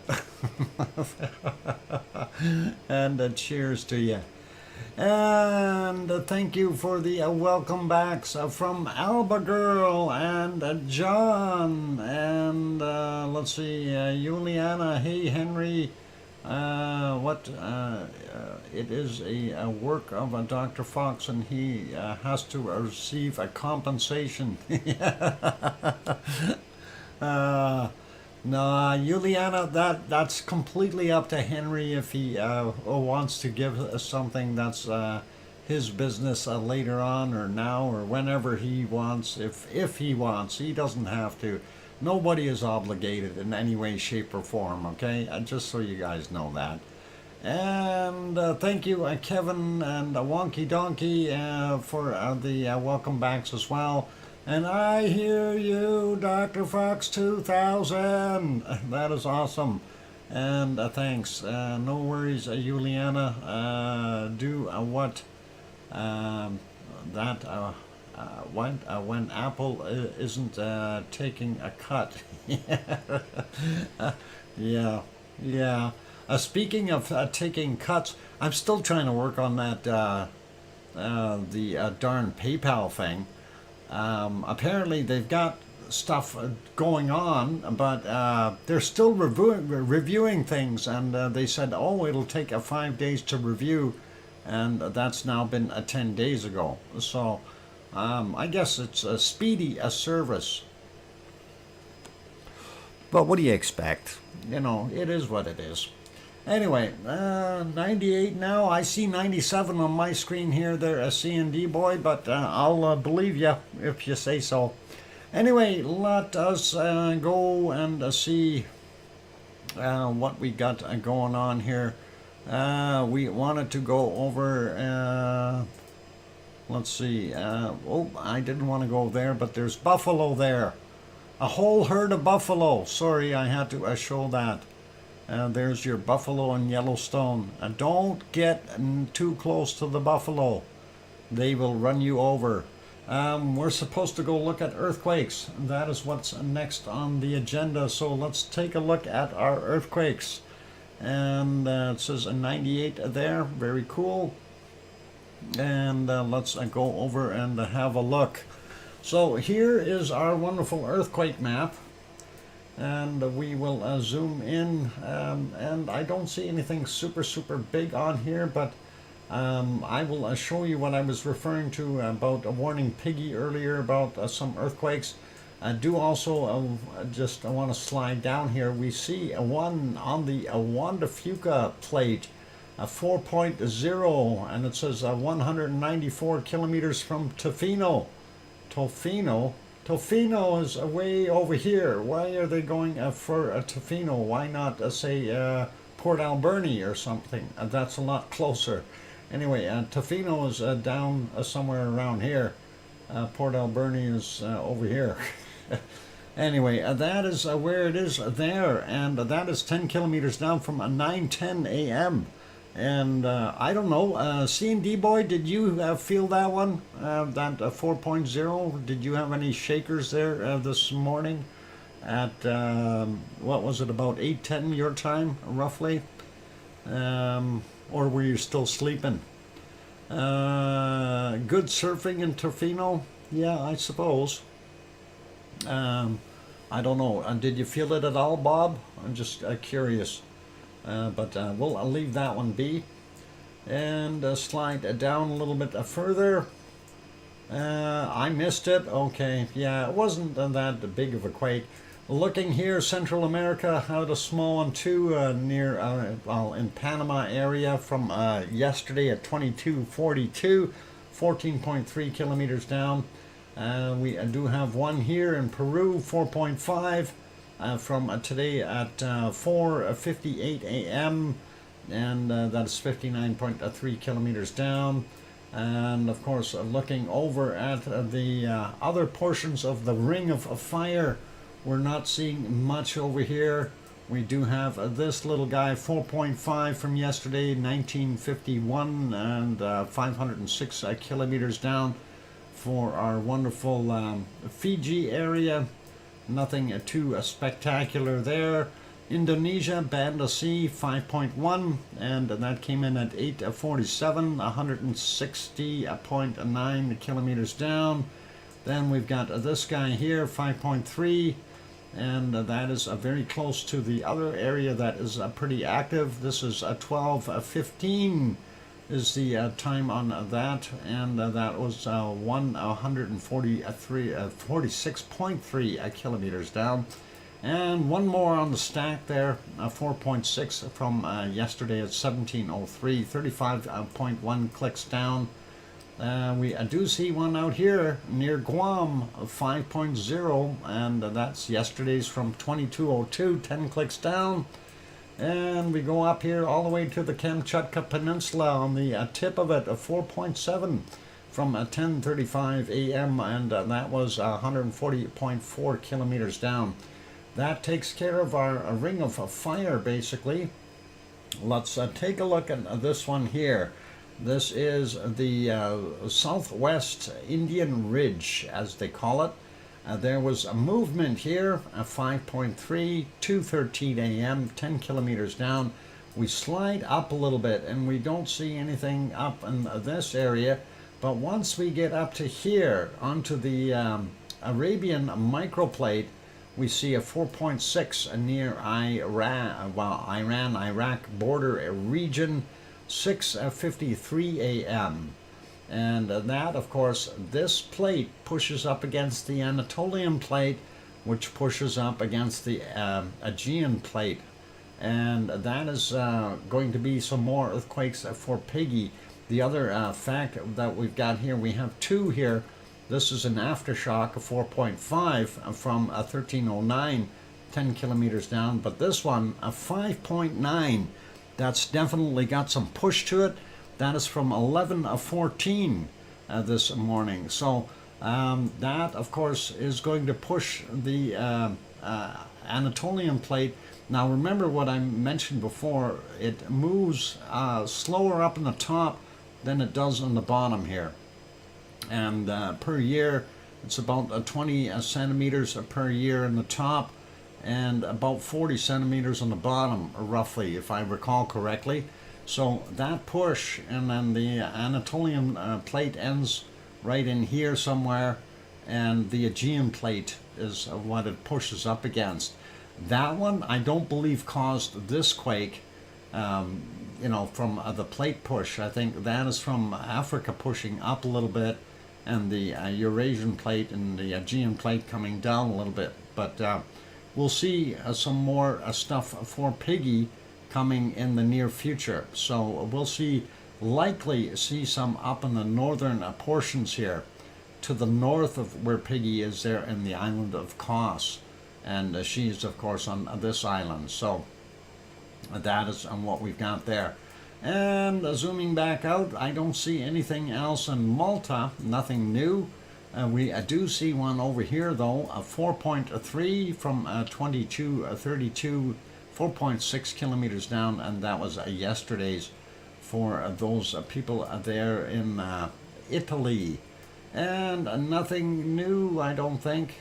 No, nothing new in our wonderful Raken's Ridge or anything like that, so that's okay. Let's take a quick look at Hawaii, see if we have any more action there. Of course, they had a bunch of new little guys. We do see this 2.2 out here, 4:54 was the time on it, 5.8 kilometers down for that one. And then the other ones here in the Pahala area, we'll just take a look and see what we've got. They're all usually between about 26 and 37 kilometers down, not quite all the way out. This is where Luihi Seamound is out here. So we'll take a look at this one, 2.6, 16:41 was the time on that one. Next one, 2.6 as well, 6:22 a.m. Next one is another 2.6 from 7:44.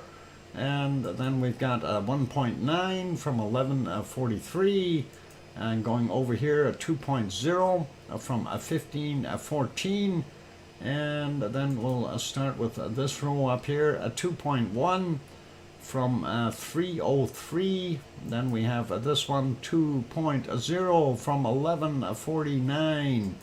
Next one is a 1.7 from yesterday at 21:59.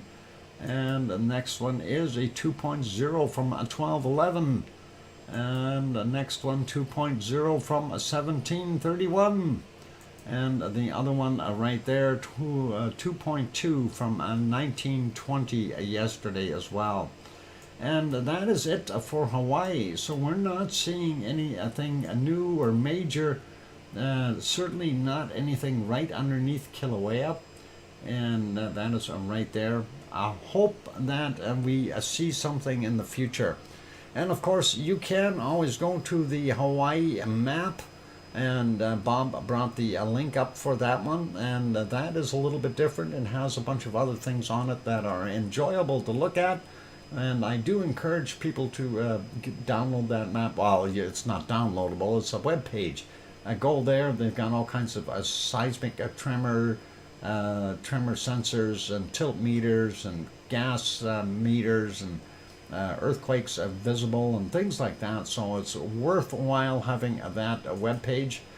Anyway, let's go over to the Canary Islands, and we want to see what the heck is going on there. And I don't see too much happening, new stuff. Let's see, one we got up here, and this is from the 26th. That's okay. This one, the 25th, no big deal. This one is from today, 4:12 for that 2.9 is the time on it, and the other one here is older as well. So we only see that one as a new one, and of course that is the East Azores fault. And let's go take a look here. Now we see a star flashing, of course, on La Palma, but I just want to zoom in here, and we want to look at this for a second. There is a whole swarm that has occurred in between here, and I did take a look at what there was for actual seismic energy and stuff like that, and the energy from these isn't that much. There's a lot of 2.2s, 2.3s, 2.1s in that area, and they're all basically yesterday. And I don't see anything from today. So whatever it was happening yesterday, of course, and really nothing more has become of it. It's gone quiet there again for today, and it really kind of makes me wonder. There's one here. There's one, and that's a 2.1 for today. And that's, oh, hang on, where is it? Did it even happen? No, that's not even right there. It's, oh, that's over here. So, this one, where is it? Oh, maybe it's not even going to work. Anyway, that is, oh, it's not even a 2.1. It's a 1.6, my bad. And 29 kilometers down. Now, these other ones, as we kind of mentioned yesterday, depth-wise, they're somewhere around, between about 29 kilometers and about 35 kilometers. There's one here that was at 21 kilometers down, and one at 24, but the rest were fairly deep. So if there was something going on underneath there, it's not close enough to the surface to bother anybody, and it's kind of what it is for right now. Anyway, looking at La Palma, we don't have anything major going on there. We've got one quake. It is right where Cumbre Vieja was, or is, well, technically still is, and that is a 1.7, 11 kilometers down. And that came in at 1337 today. So that is what we've got, and unfortunately nothing else. The laundry room in my apartment complex was shut down for maintenance. I had to go to a laundromat. Oh, that's horrible. It was a huge waste of time and money. Yep, it usually is. I hate when that happens. Actually, ours is pretty good. We don't have too many bad people. Mind you, not that many sweets in here, and we're good that way. Grand Zed, it was a sneeze of a swarm. Yeah, something like that. I mean, looking at it, I kind of wondered, you know, we do see a seamound right in here as well. And we know, you know, 40 kilometers down or 35, that is typically called what we refer to as the lower playground zone. You know, if there is some magma moving around down there, that is a possibility. But for now, at that depth, it doesn't mean that we're going to have an eruption here. We could see something popping up over here on Tenerife. We could see something popping up over here. And we may not see anything popping up, period. So it is one of those things. Yona, welcome, and you're getting in very close to the end of the show, but welcome anyway. We don't mind having you here, so all good. And that is pretty interesting stuff. Anyway, we'll keep an eye on this, though. That is definitely worthwhile to take a look and see what happens in the future. Quick look at our earthquake map, or sorry, volcano map. I'm going to refresh that, see if there's anything new on it. I don't believe there was a heck of a lot of new stuff. And we'll see here real quick. And looking at what we got, we don't see anything new in the Atlantic side.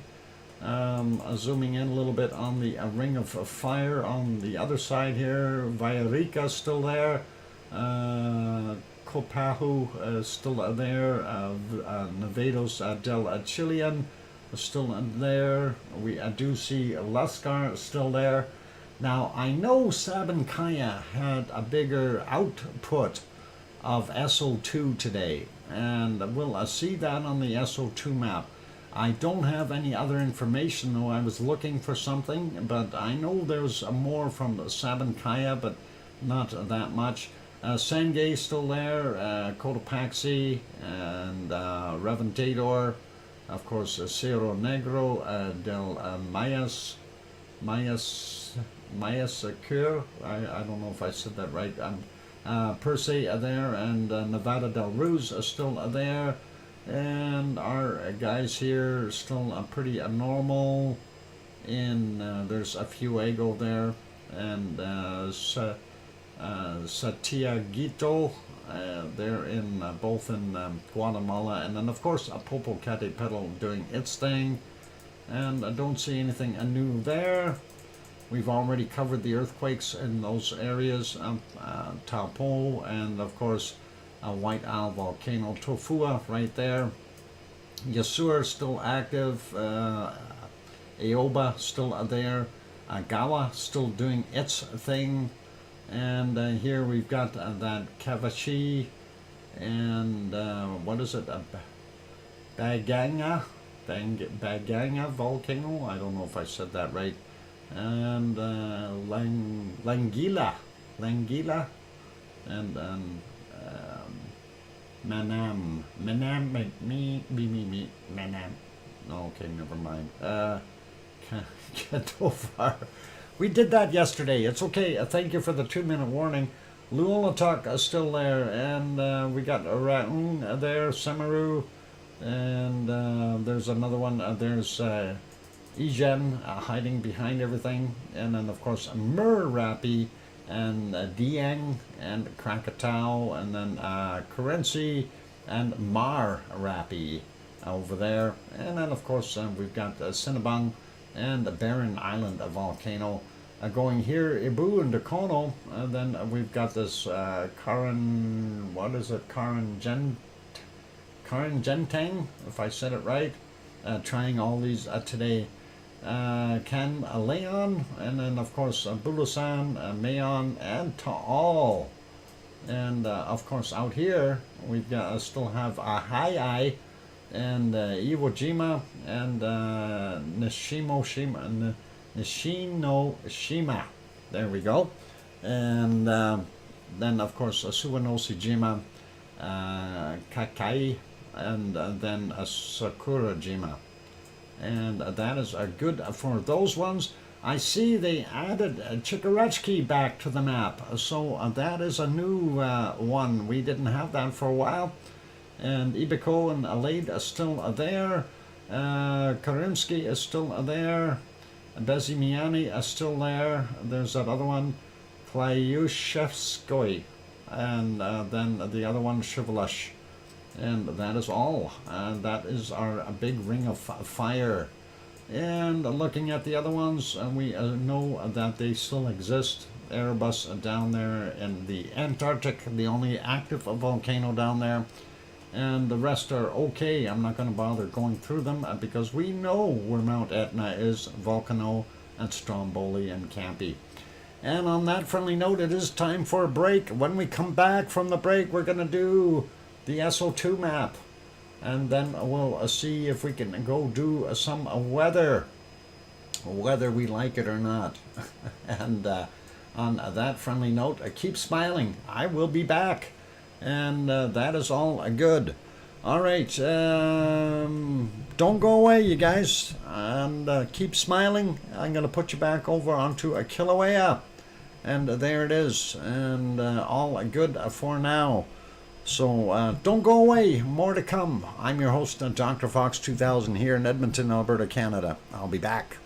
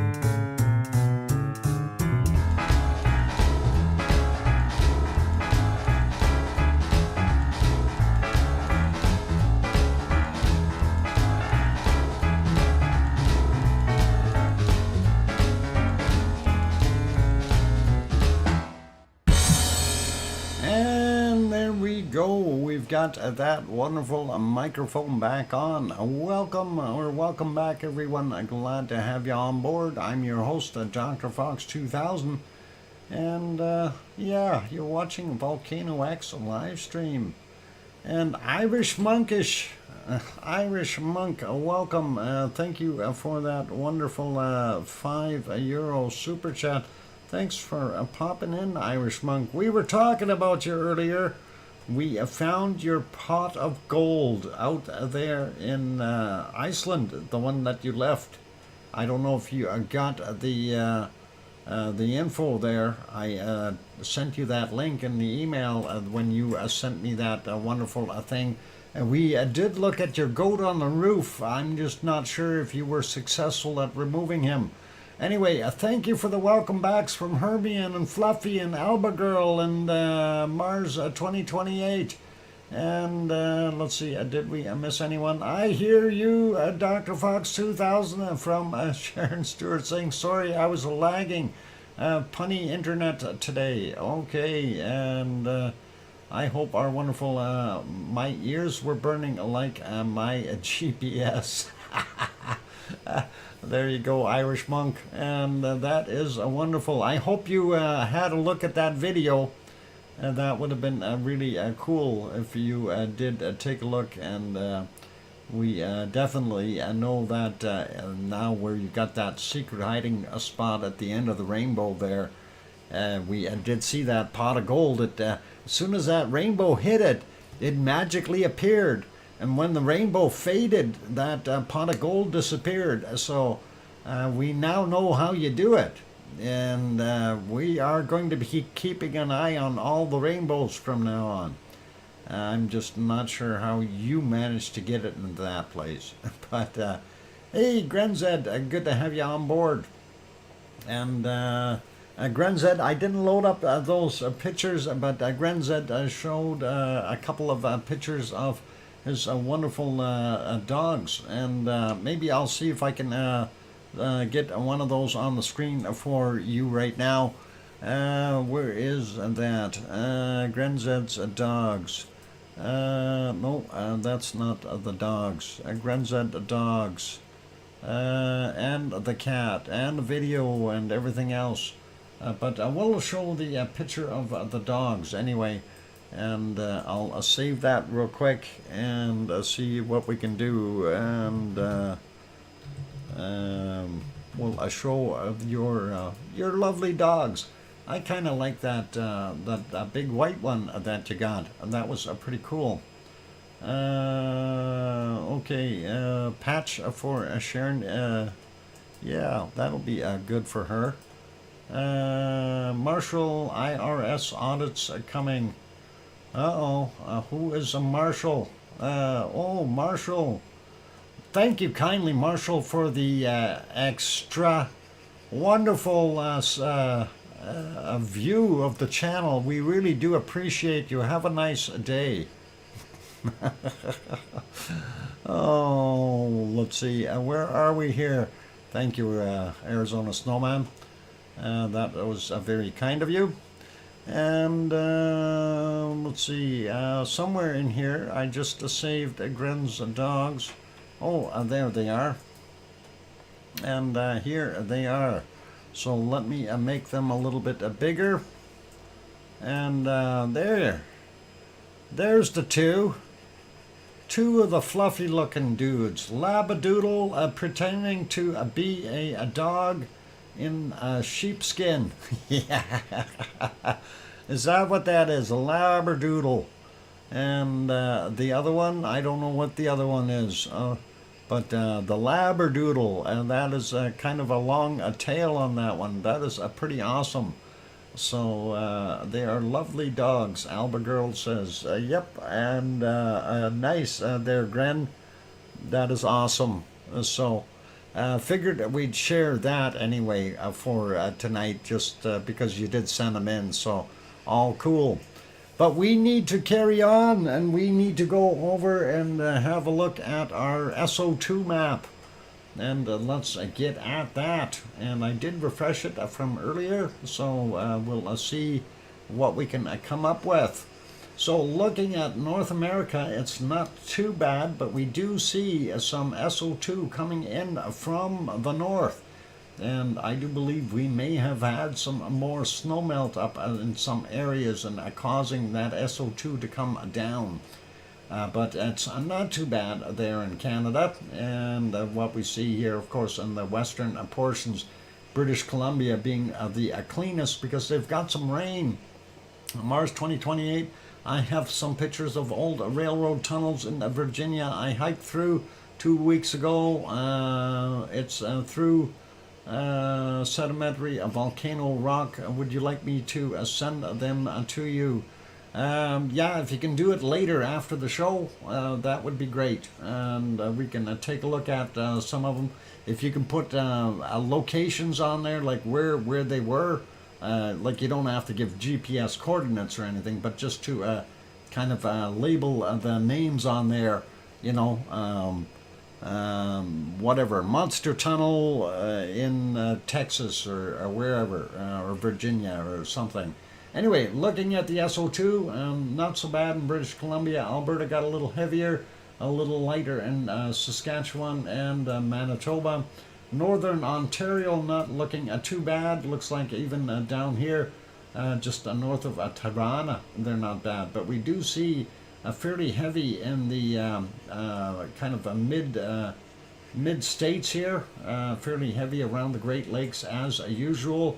And looking out in the eastern portion of the country, we do see quite a bit of SO2 up in Labrador and portions of Quebec.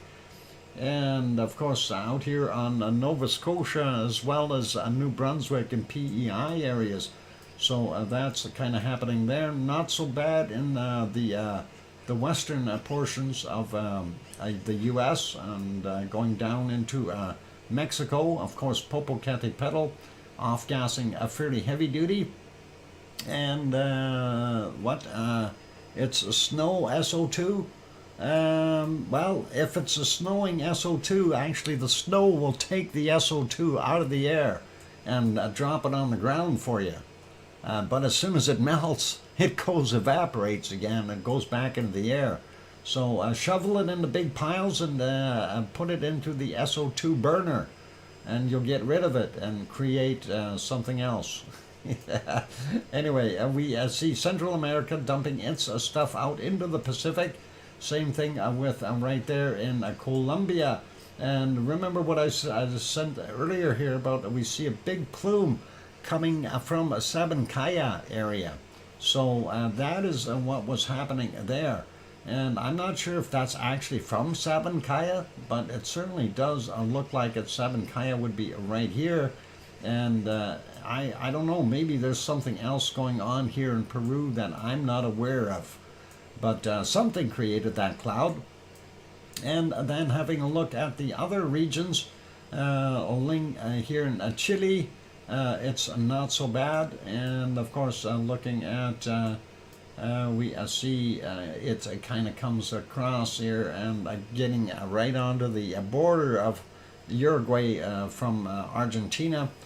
But, you know, Buenos Aires is a fairly busy city, so it's kind of blowing up from there, and that's what we're seeing there.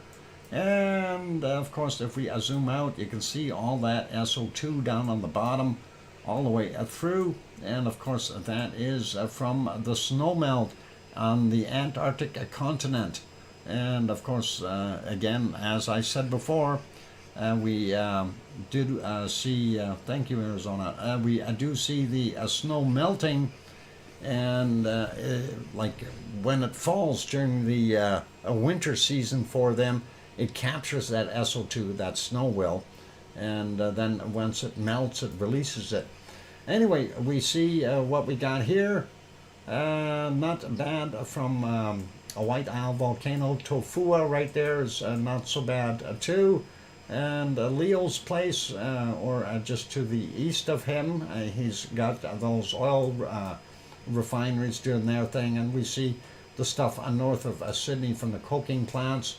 Tofua there, not so much from Yasur, but Aoba and his buddy are still working on their pile.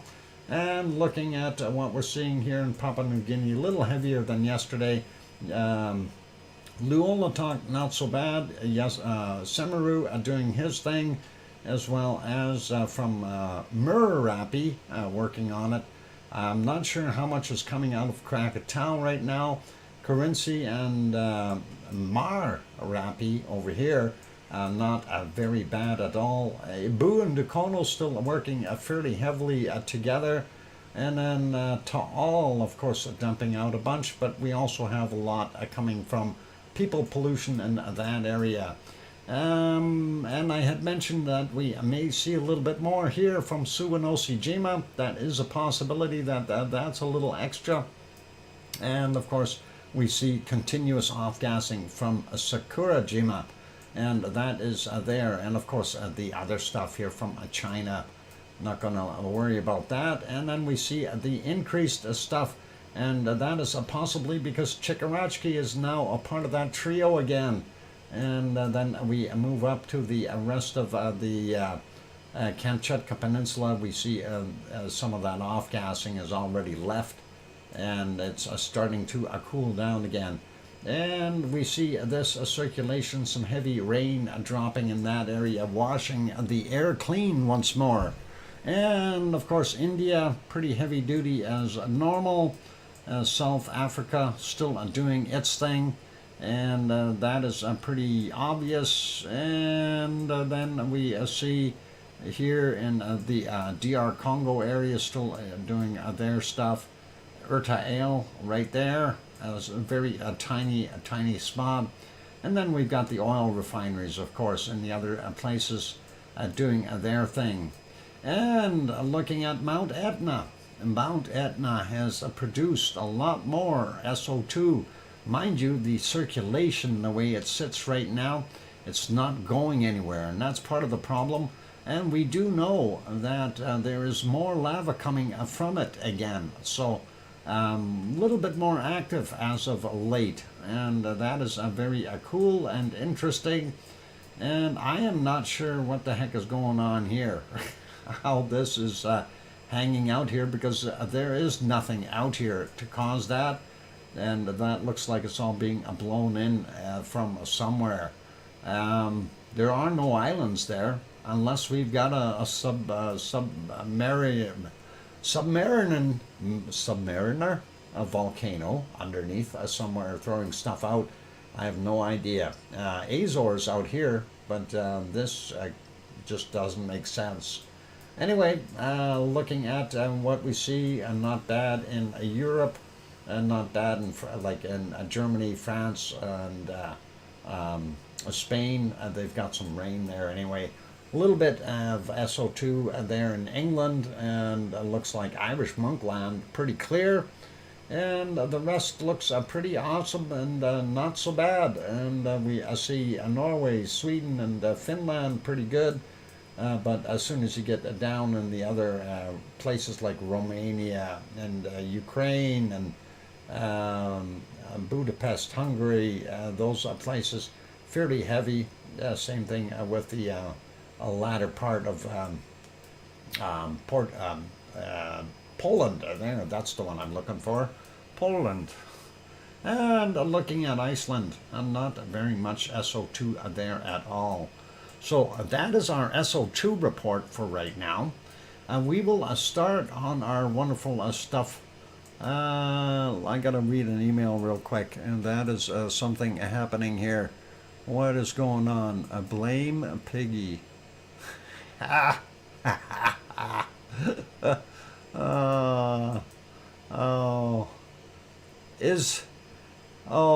Irish Monk, is that yours? Seriously. Irish Monk, is that yours? I'm just wondering if that's yours. So maybe it is, but I don't know. I'll wait for your answer. It's not me, Dr. Fox. Okay, Irish Monk, you got to tell me if that was yours or somebody else's.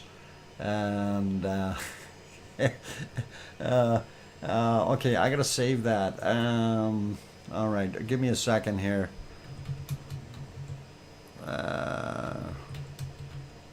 Okay.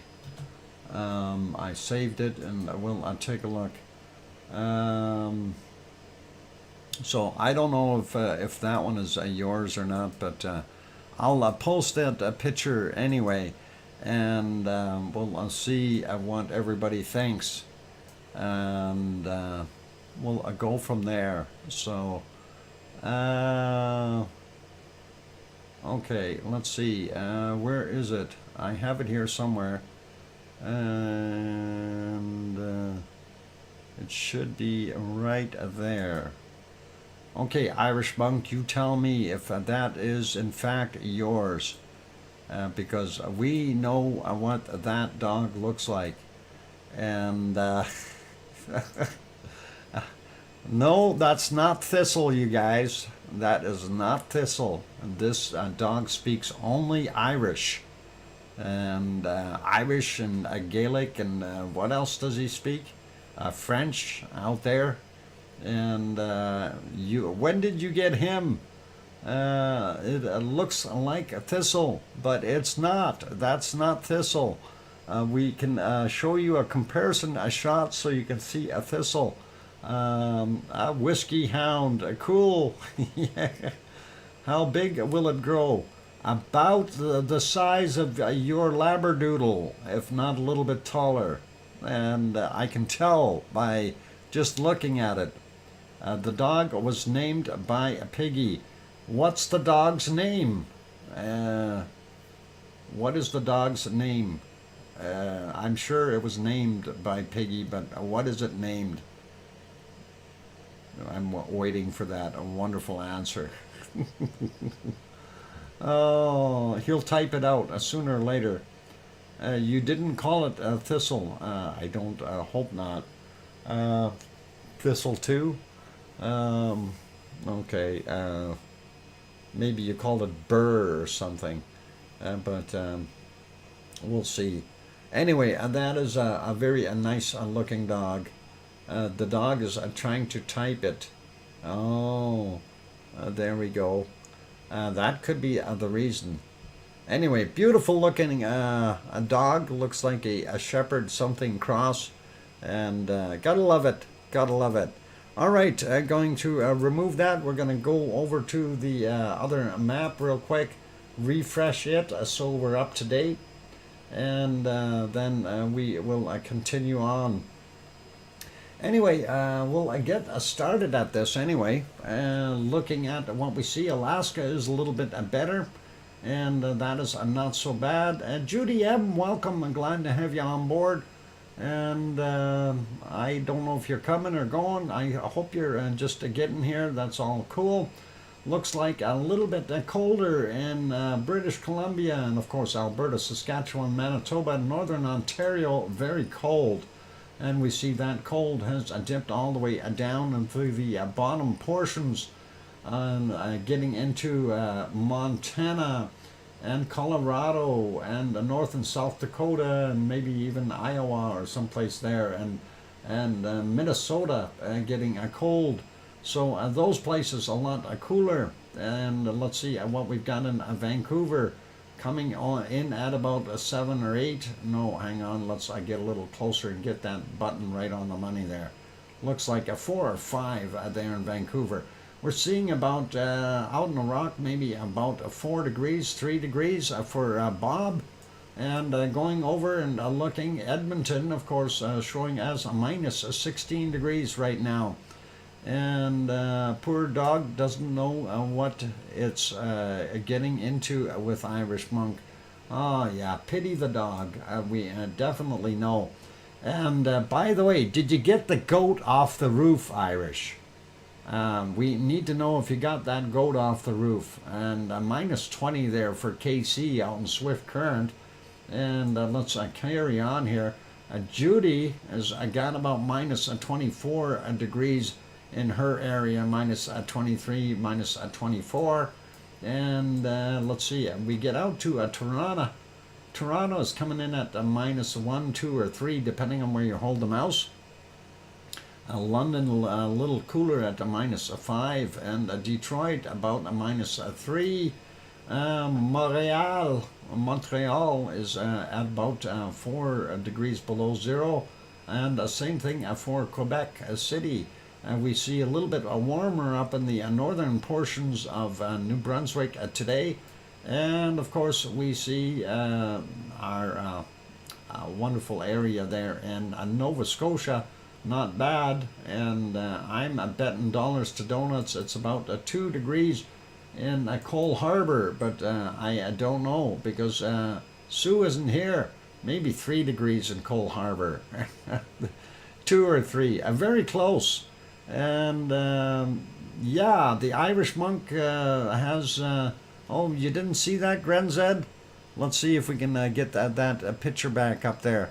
And there's Thistle, by the way, so you can tell the difference. And we'll get Thistle off the screen, but up in the Doolin Cave place, goat on roof, yeah. I'm just wondering if you got that darn goat off of there.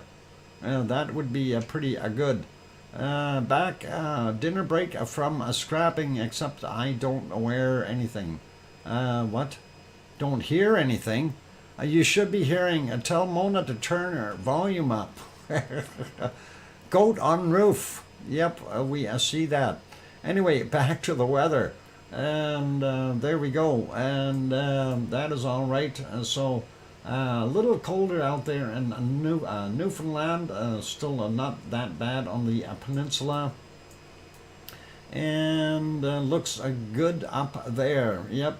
We take a look at the U.S. real quick. 7 in Portland, San Jose coming in at about 14. And down in Los Angeles, we have about 16. About 18 there in Death Valley. And going over Mexicali, we see about 20 degrees. Phoenix coming in at 17.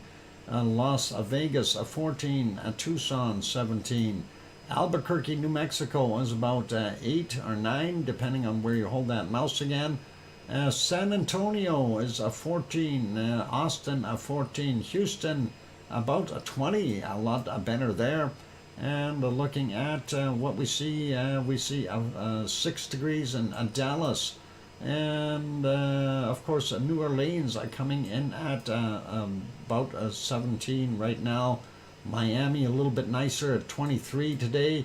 A little cool up here yet. And Jacksonville 10 or 11 is the temperature. Atlanta about 9 degrees. Charlotte, North Carolina about 8.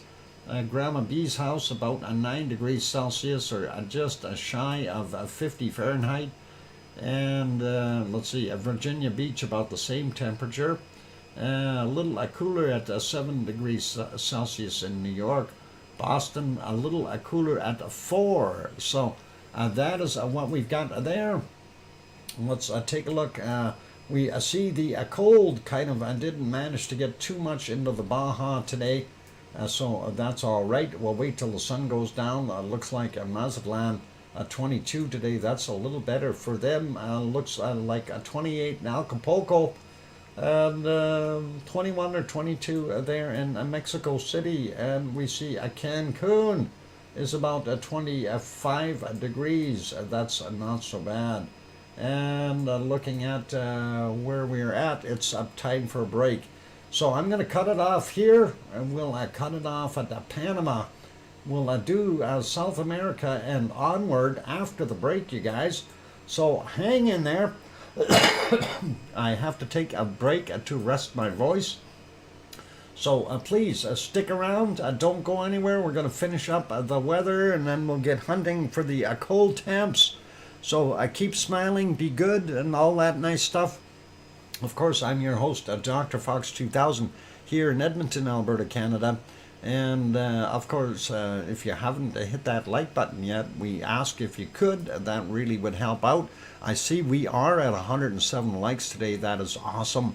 Also, I see there's 36 people in here, now down to 32. That's okay. But if you haven't subscribed yet, please do consider subscribing. And on that friendly note, we will leave it as that. Don't go anywhere. I'm challenging Doc tonight for the cold temps. All right. Well, you better get it lined up there, Mister Bob. All right, I'm going to go take that break. Don't go away. Keep smiling. Be good. And make sure you are at the same time that I am at, and that's 1700 on that cold map. And look down on the bottom. You'll see it, and be good. All right, I'll be back in a few minutes, 4 or 5 or 6, and we'll see what happens. Don't go away. Keep smiling. And I'm your host, DrFox2000, here in Edmonton, Alberta, Canada. I'll be back real soon. Thanks.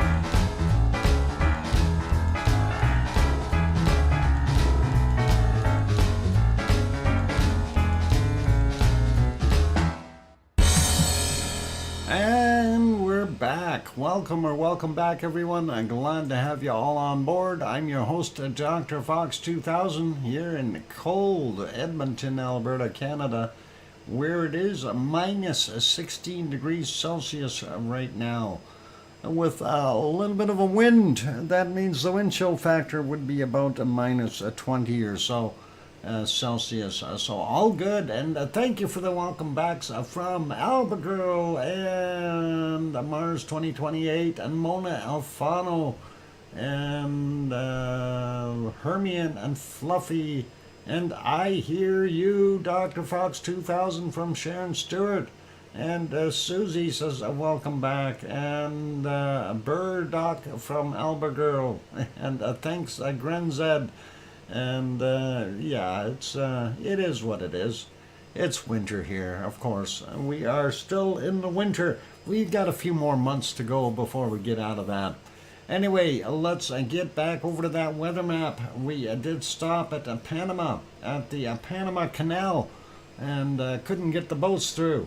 Too busy. Anyway, that is a busy place, and they are making a pile of money, those guys there with that canal. And that is all cool. And for those who need to know, I'm not sure exactly where it's located, but they wanted to make a new one through here somewhere. So very interesting. This might be it over here, the Panama Canal. Yeah, looks like right in here.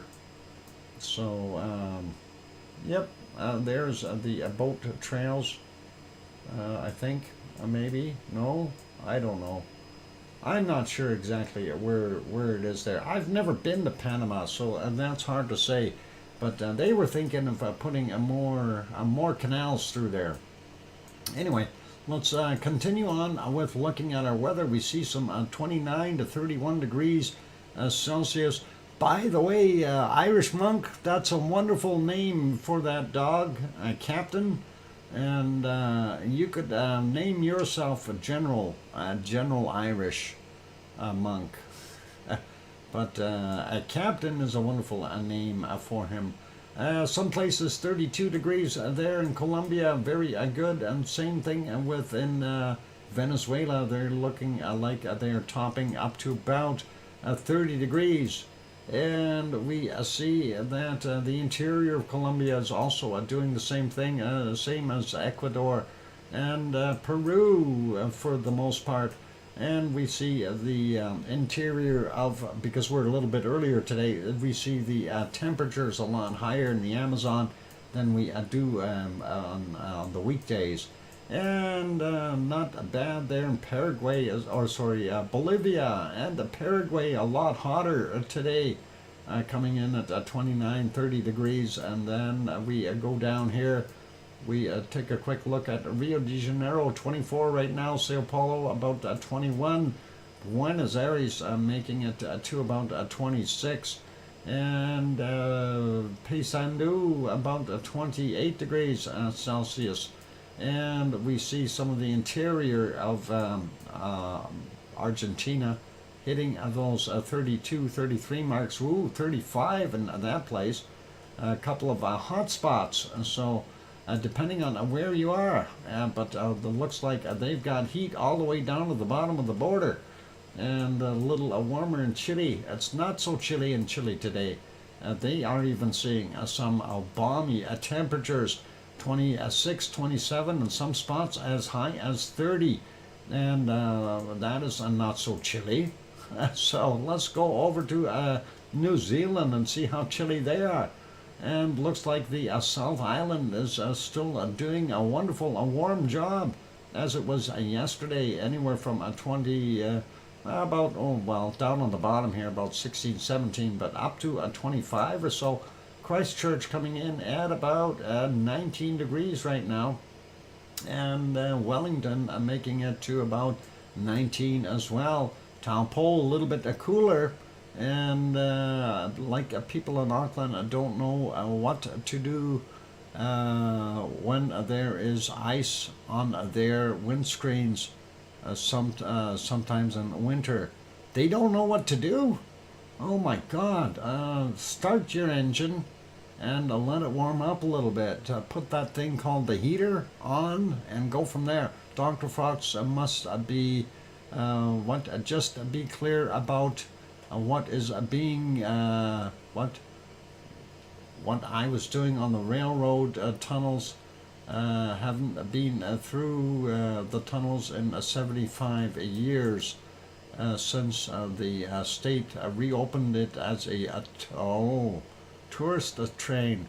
Yeah, we'll make sure that we tell them that you were in there planning evil stuff. Not a problem on Mars 2028. Anyway, Talpour, about 18 degrees right now in that area. They got some rain happening there. Auckland coming in about 23, 24. Grandzed's house, 24. Put hot water on the windscreen. Don't do that, you'll crack it. Don't put hot water on there. You'll snap that glass like crazy. What the heck? Turn the heater on in the vehicle and put it on this thing called defrost. You do have air conditioning and heaters in there, don't you? You got cars, they all have that, don't they? Unless you guys have weird cars down there. Only 8 in Hobart, but there's 18, I mean. There's some warmer air and not there. And yeah, let your engine run for a little bit and leave that heat on. I moved south. Okay, and now, so, all right. No worries. Anyway, yeah, just think about us here. How do we get the ice off the windshield at minus 16 degrees Celsius?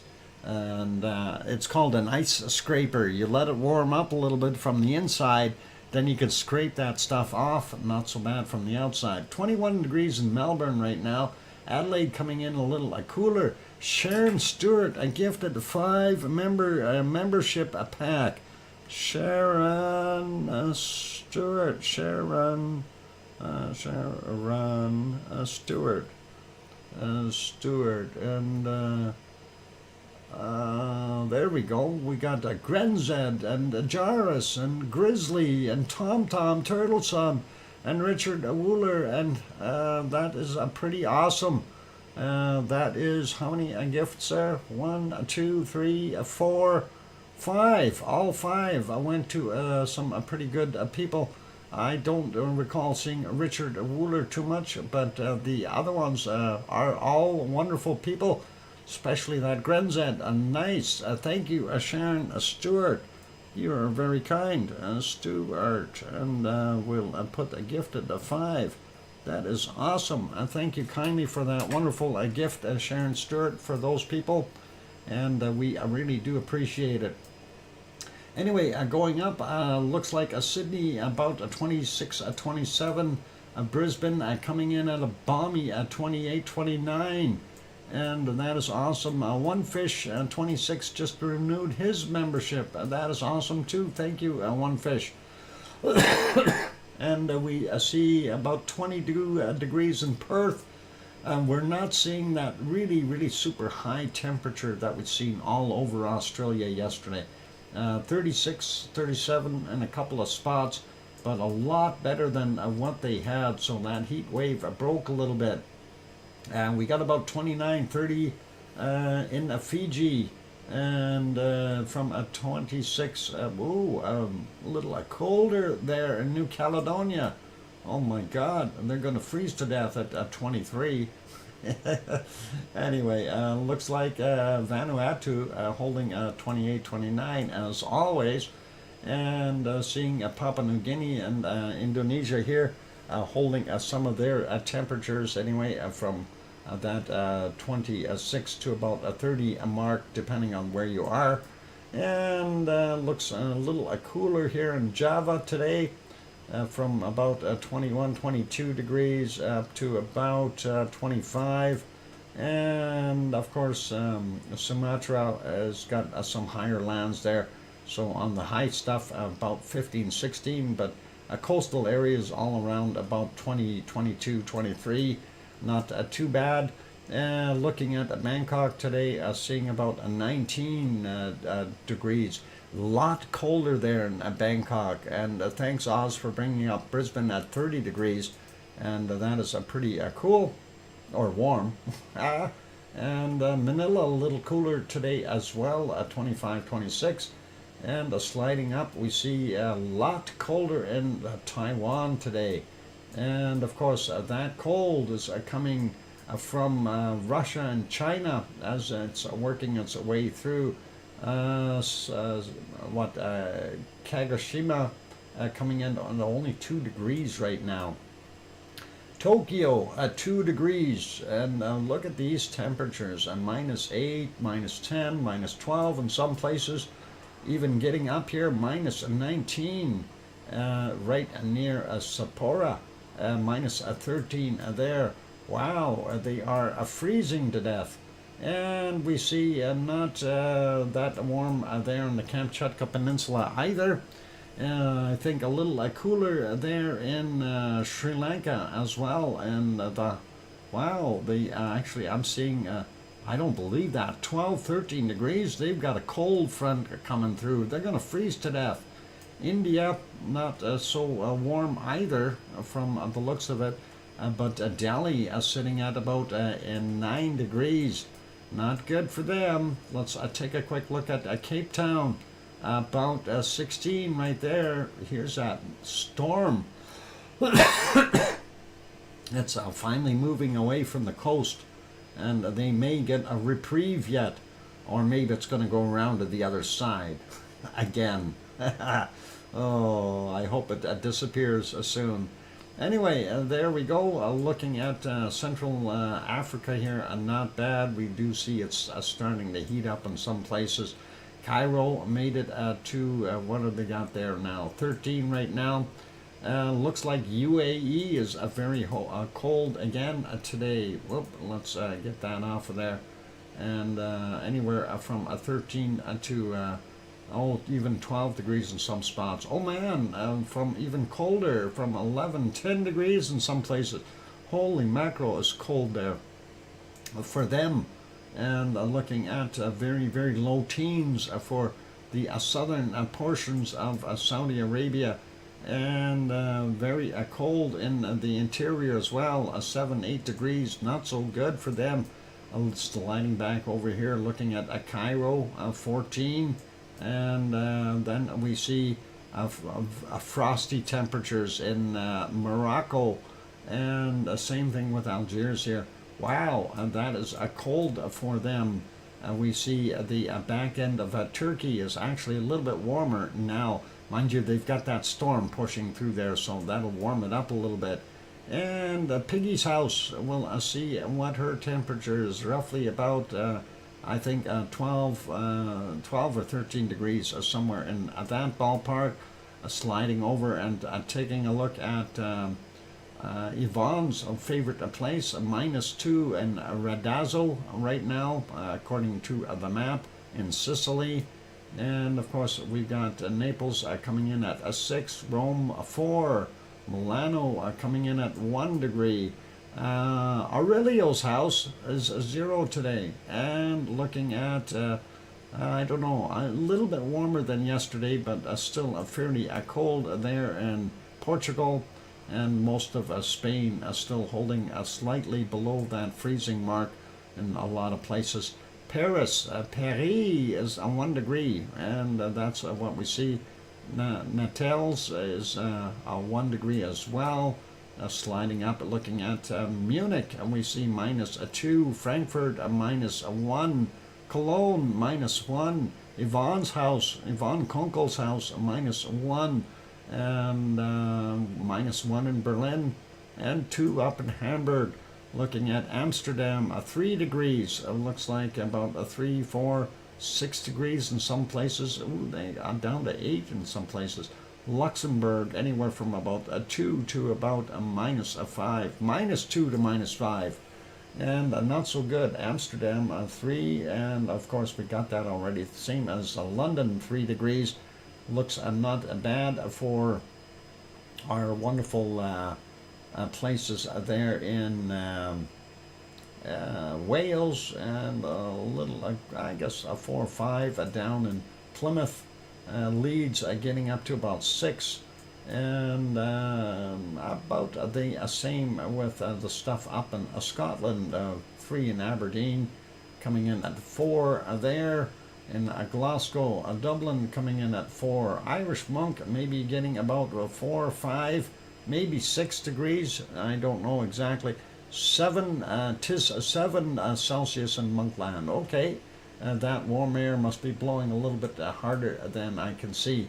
Copenhagen coming in at about 3 degrees right now. And Oslo, -1, same as Stockholm. St. Petersburg, -3, a little cooler there in Moscow at 4, below 0. And then, of course, coming in at Reykjavik, we'll see what we've got there, about 2 degrees Celsius in Reykjavik. So that is all good for there. Let's take a look at precipitation real quick and go around the world. And looking at what we see, not too much snowfall in most places now. We do see some up in Alaska. We see some snow, little spots in northern Alberta, and a little bit in Saskatchewan as well. Nothing in Ontario. Well, maybe down here around the Great Lakes, a little bit of a lake effect snow. That also goes for Chicago and Detroit and those areas. We do see, though, more snow and stuff happening there in the St. Lawrence Seaway and portions of, what is that? Quebec and Labrador. There we go. And, of course, also in New Brunswick and not so much in Nova Scotia, a little bit in PEI, nothing out here in Newfoundland, but Labrador definitely getting nailed. And like I said, there's some ice rain out here in Kansas and those places as well. Iowa getting a little bit of that.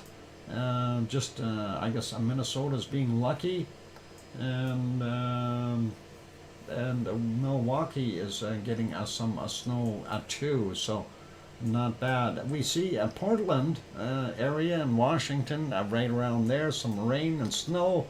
And we do see a little bit here in Idaho, little tiny bit in Utah, not so much, a little bit in Wyoming as well, and Colorado, of course.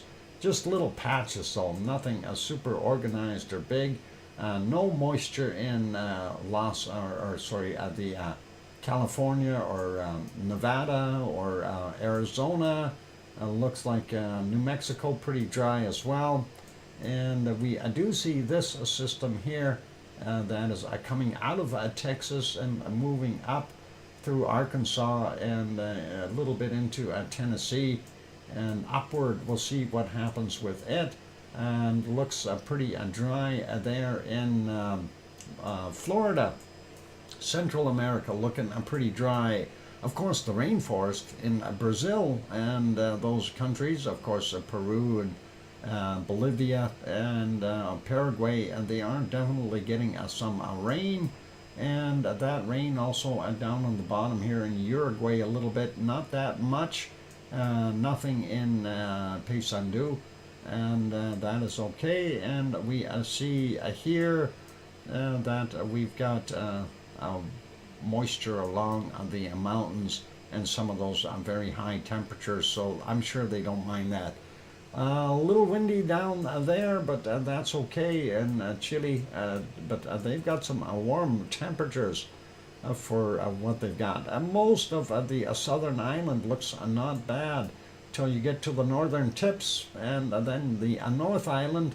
Yep, you better get your web feet on. It is definitely doing its thing, and definitely some ducky weather.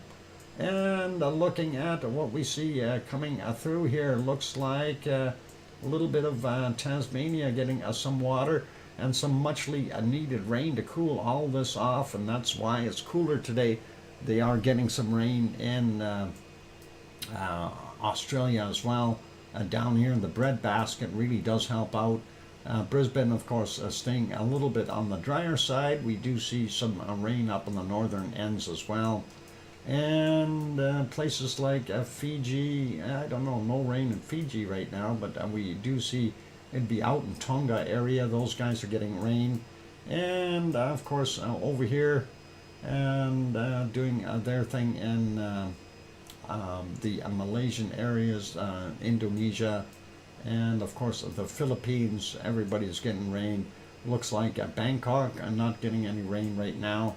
Sliding up a little bit more, we still see a lot of snow on the western side of our wonderful Japan, and going up into the Kamchatka Peninsula, we see more snow up there.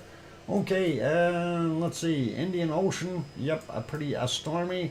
This storm here, the Chaniso, still there and still churning away, but not anywhere near as bad because it's not so hard on the Madagascar anymore.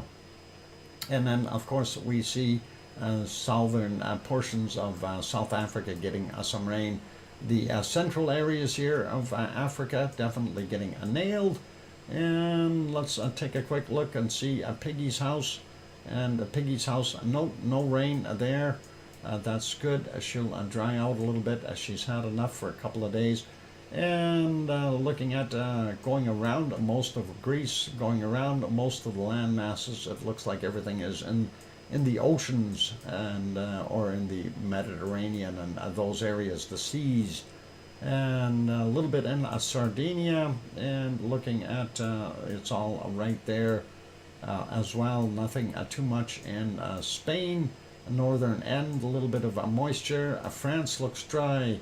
Germany looks dry. Holland, Luxembourg, and even up here in Denmark and most of Poland looking pretty dry right now. Same thing with a lot of Sweden. Finland's got a little bit of snow, and of course the coastal areas here, definitely a lot of snow for our wonderful Norway. And Irish Monkland, definitely no rain or snow, and most of England is looking pretty dry. Getting over to Iceland, though, we see some flaky activity going on there all over the place for a good chunk of it anyway.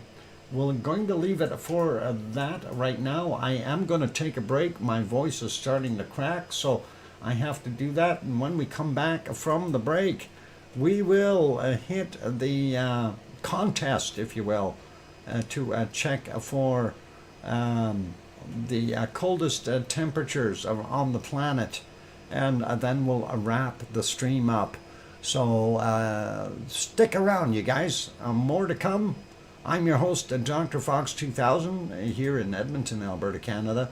If you have not yet hit that like button, please do consider hitting it. Would be really awesome of you.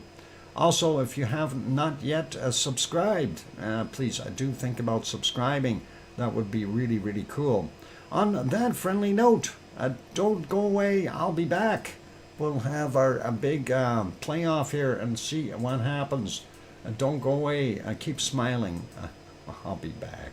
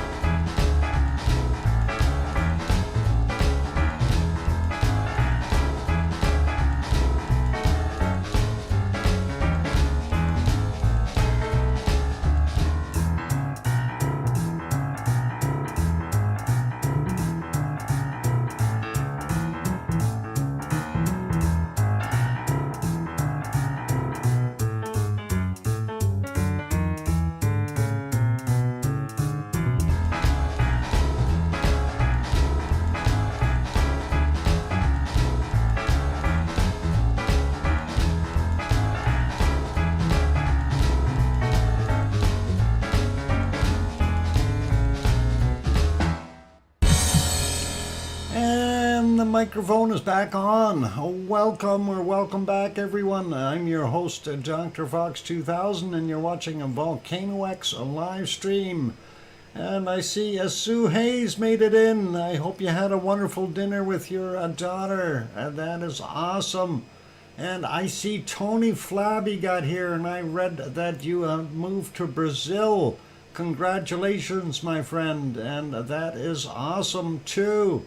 And hopefully then you'll find it to be a nice place and everything doing its thing. Thank you for the welcome backs from Mars 2028 and Sue, of course. And let's see, I hear you from Dr. Fox 2000 from Sharon Stewart. That is awesome, awesome. And Hermione and Fluffy are saying welcome back at Dr. Fox as well. Thank you very kindly. Anyway, we are pretty much at the back end of the show here. So what we're doing is finding the coldest temperatures on the around the world, and of course we have 4 primary places to look, and that of course is down in South Pole area or Antarctica, and then of course Greenland, and then northern Canada, and of course Siberia. So let's continue on with that, and that is all good. So we're going to get at it. I don't know, Sue, did you get a chance to take a look at some temperatures? I know that C&D boy was trying real hard, but I got a feeling that you better take over, because otherwise he's gonna get whooped. Oh, too funny. I'm sorry. Better number have been posted by Wonky Donkey and Mars. I didn't see those. Where's this lava lake? That is a Kilauea. There, Tony. It's a Kilauea. And that is on the big island of Hawaii, in Hawaii. And so there you go. And that's what we've got. Anyway, I'm going to go post some. I'll mention my temperatures as I find them here. Usually people post the temperatures beforehand, and I kind of challenge the whole situation. That way they don't spend forever looking, and we'll see what we can find. And of course, doing current stuff will make sure that we've got the right temperatures. And for right now, I'm looking through the Antarctic, and so far I see a minus 43 Celsius down there. So far, and I don't see anything that is much colder. We'll take a look and see what else we can find. I'm just scanning around right now looking for anything else that is a little colder there. But yep, a minus 43 is what I've got so far. Sharon, are you writing these down? I hope so. And we'll start out with, like I say, a minus 43. Yep, Doug finds, yep, we see that. Thanks, Sharon. Just so I don't have to try to keep a track of them myself. But I don't see anything colder than that minus the 43 mark. Thank you very kindly. And I'm going to go up to Greenland and see what we've got. Hang on. I'm still on Kilauea. Why am I still on Kilauea? I clicked the button. Well, I have to show you that minus 43, so you know I'm not cheating. And where did it go? And there it is. It was there. Minus of there it is. A minus 43 on the screen. And there we go. A minus 47. Now make sure you're in Celsius, okay? Wonky Donkey says a minus 47. Please indicate exactly where they are if you've got a minus 47 degrees in Antarctica, because And make sure your map is showing the same time as ours at 1700, and not a day ago.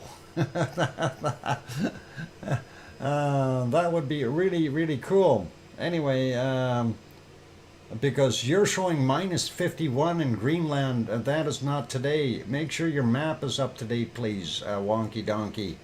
Otherwise, something is wonky there. And Siberia is always in the coldest place on Earth. Minus 78. No, it's not minus 78. I guarantee you that. Anyway, on this map is what we're using, and up to date. I see minus 44 already in Greenland. Let's see if we can find anything colder.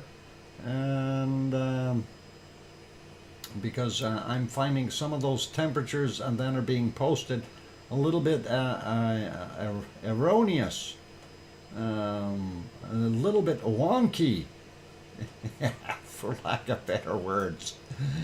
Oh, and let's see, we see a minus 45 right there in Greenland. And do we have anything colder? And minus 45. Don't see any minus 46s yet. So let's leave that area. There's a minus 45 for sure. And let's take a look up in these cold spots up here. And we are in the Celsius scale, by the way, just so you make sure you do that. Some have gone in and put it in Fahrenheit and think that they are correct.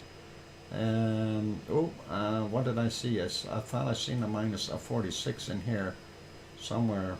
A minus right in here somewhere. Minus 45. There was a minus 46 that flashed. It was a flasher, I tell you, a flasher. Minus 44.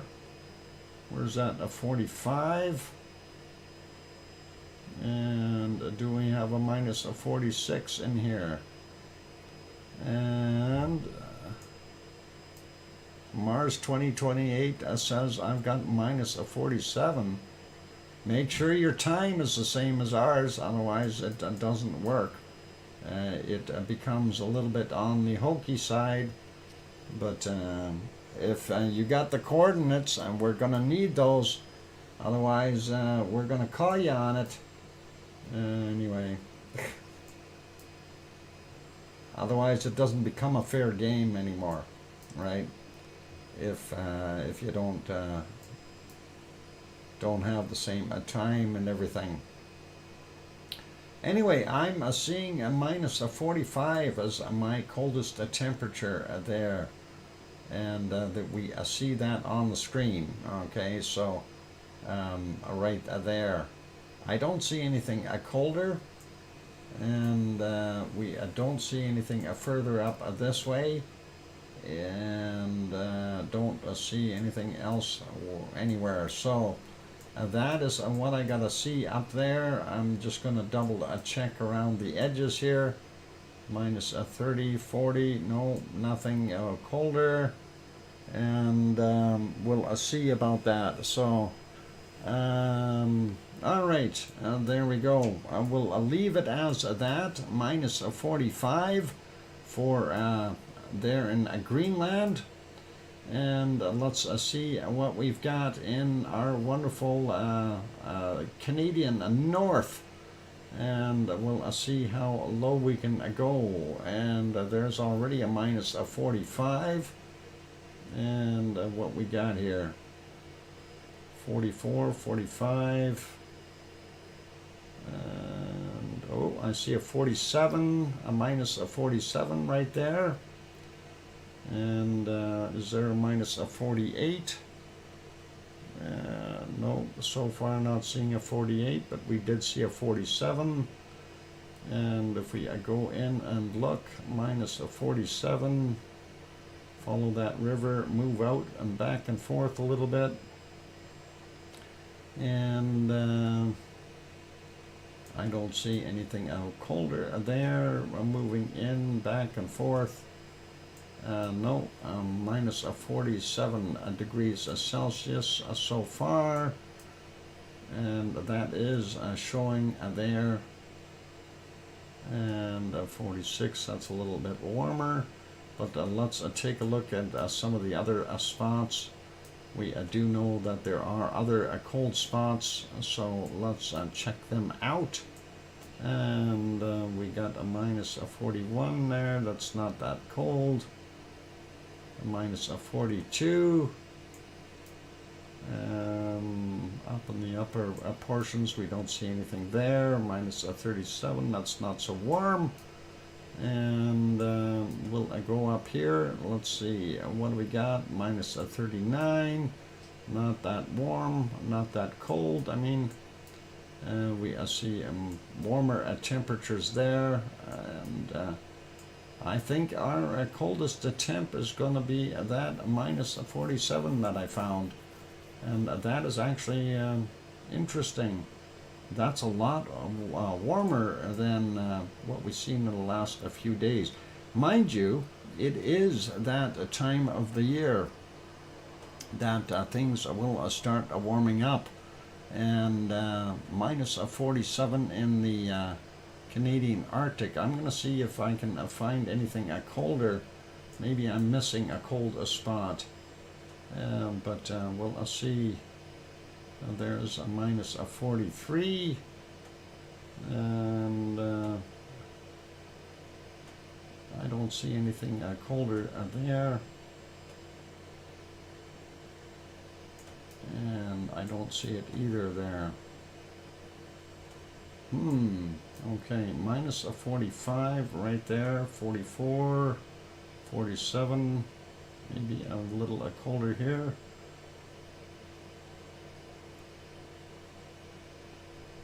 Okay, I'm going to have to go with a minus 47 because I don't see anything colder right now. And I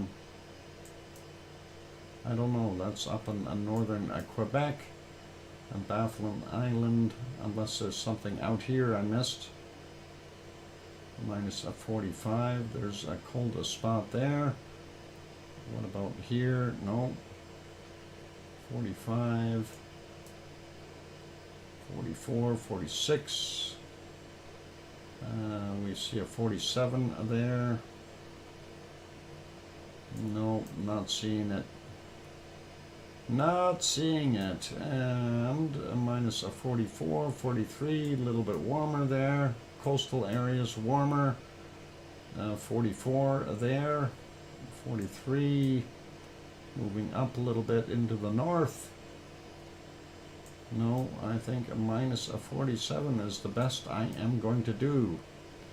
And of course, I'm the one who has to put it on the screen, so we definitely know that I'm not cheating. And let's see, yep, a minus, what have we got here? Maybe something cold, a cold spot of some sort, minus 43. And I don't see any of the other ones there, so I don't think there's going to be anything colder for me. Minus 47 is what I'm going to say for the Canadian Arctic, because I don't see anything colder there. And let's see what we have in Russia. Good old Russia, minus 50 already, minus 51. And let's see, we should be able to get a little bit colder, minus 53. And let's see where we got anything colder, minus 53. And do we have colder stuff? Let's take a look here. Some of these rivers are usually very, very cold. A good place to look. Minus 48. No, we're already at minus 53, so we can take a look and look for colder places.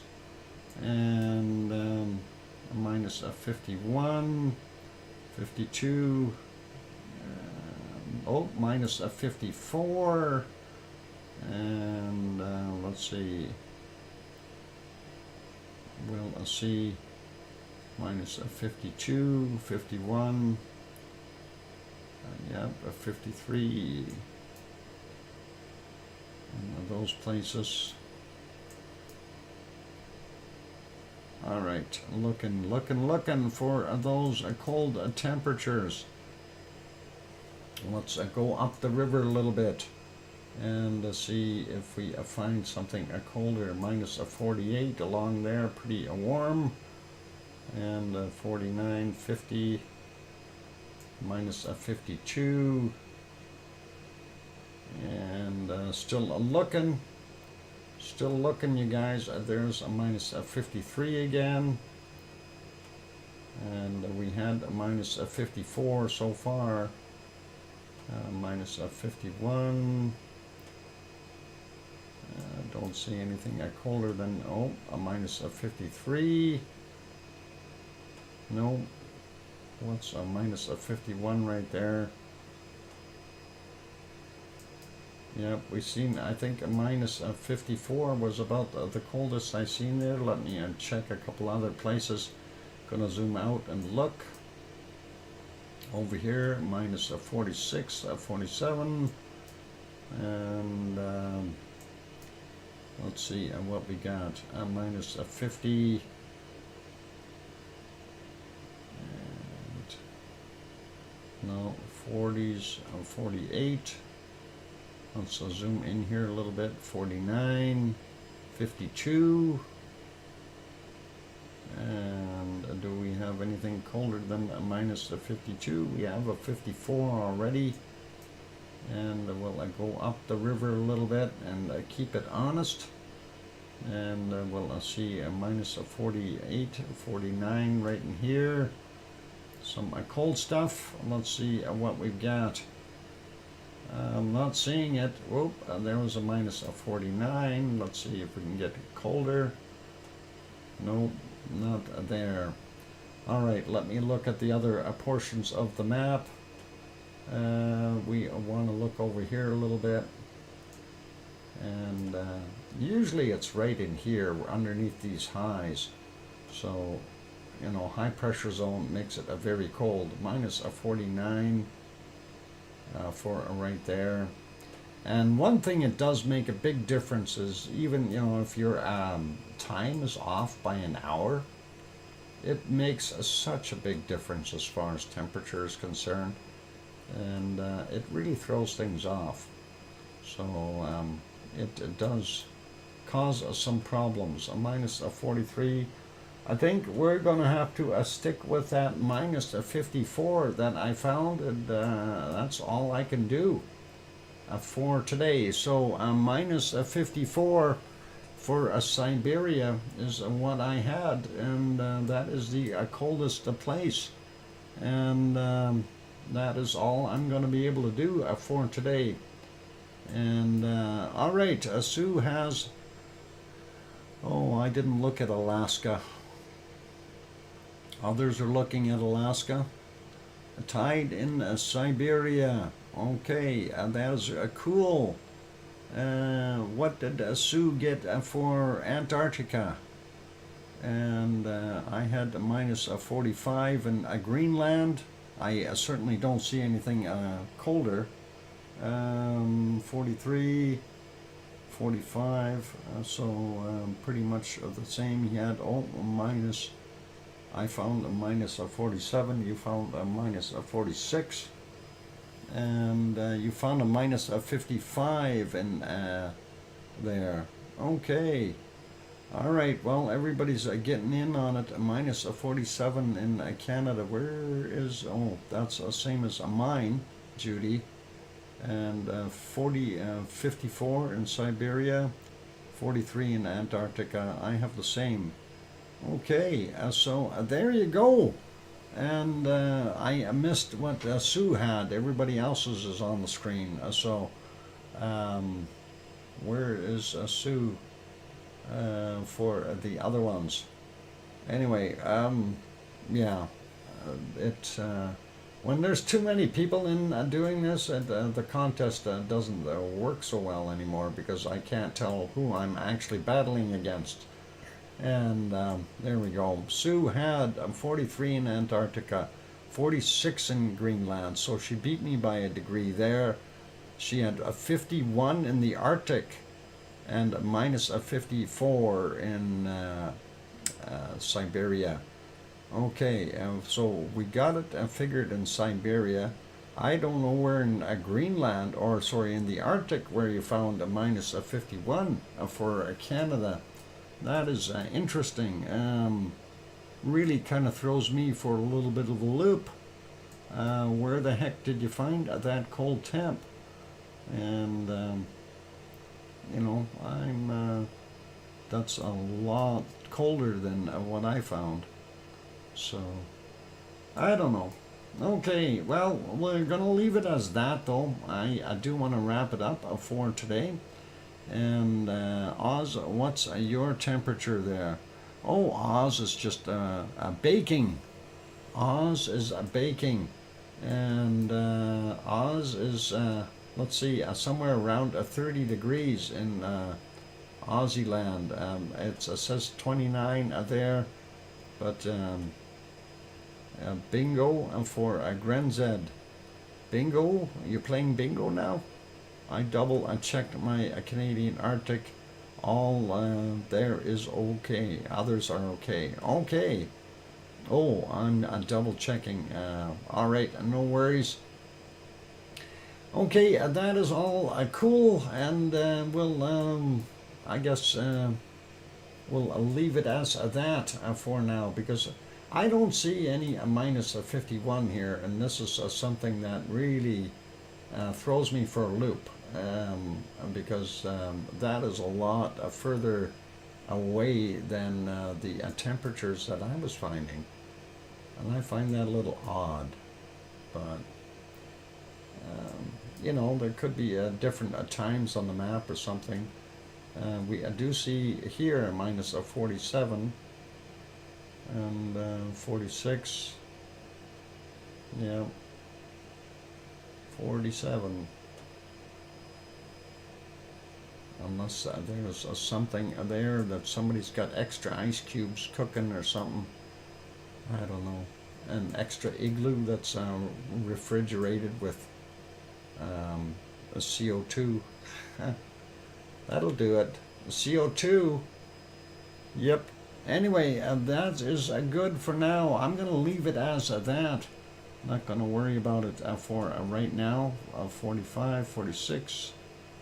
And the Sioux is the winner. All right. Wonky and Mars get a third place. All right. No worries. Amen. A Canadian Arctic, a minus 48. Oh, you still whoop me. And that's all right. And no worries. So we are all good. Anyway, let's wrap it up. Let's get something warmer on the screen. That cold is making me freeze. Back to Kilauea. And there we go. And thank you, Sue, and thanks the other people that were doing their thing. All awesome. And appreciate everyone being here today. I see we are way over in likes, and we've got 530 views for the stream for today.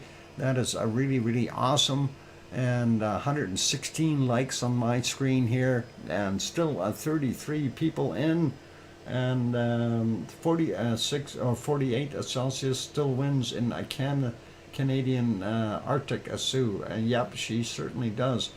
And Irish Monk saying, woof, DrFox2000. Aye, aye, Captain. Anyway, we'll leave it be. Thank you very kindly, everyone, for being here today. And, of course, we do have tomorrow's stream early again, so it will start at the 3 hours earlier than it does on the weekdays. It's just remember that. Grandma B made it in here on time, so she did a real good job. Thanks, Grandma B.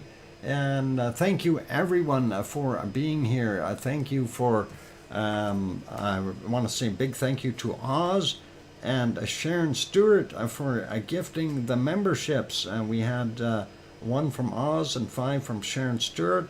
And also Irish Monk gifted a €5 super chat. Thank you very kindly. And at least that pays for the bills, for the electricity and all that good stuff. And we'll leave it be for today. And tomorrow, of course, Sunday here, and it may be Sunday in many places already. But we'll keep our eyes to the screens and see if we can find some more volcano action in the meantime. And hopefully we'll find something that is a little bit more elaborate. And if you guys, any of you find something cool and interesting, most of you have my email address. By all means, email me, and we'll see if we can get something on there. Not always everything is useful or doable. Some, people do send me, we should make Alaska the tiebreaker. Well, Alaska can be a big time difference. It can be so warm there that it is just about impossible to find. And I think making it too big and too long of a contest doesn't work either.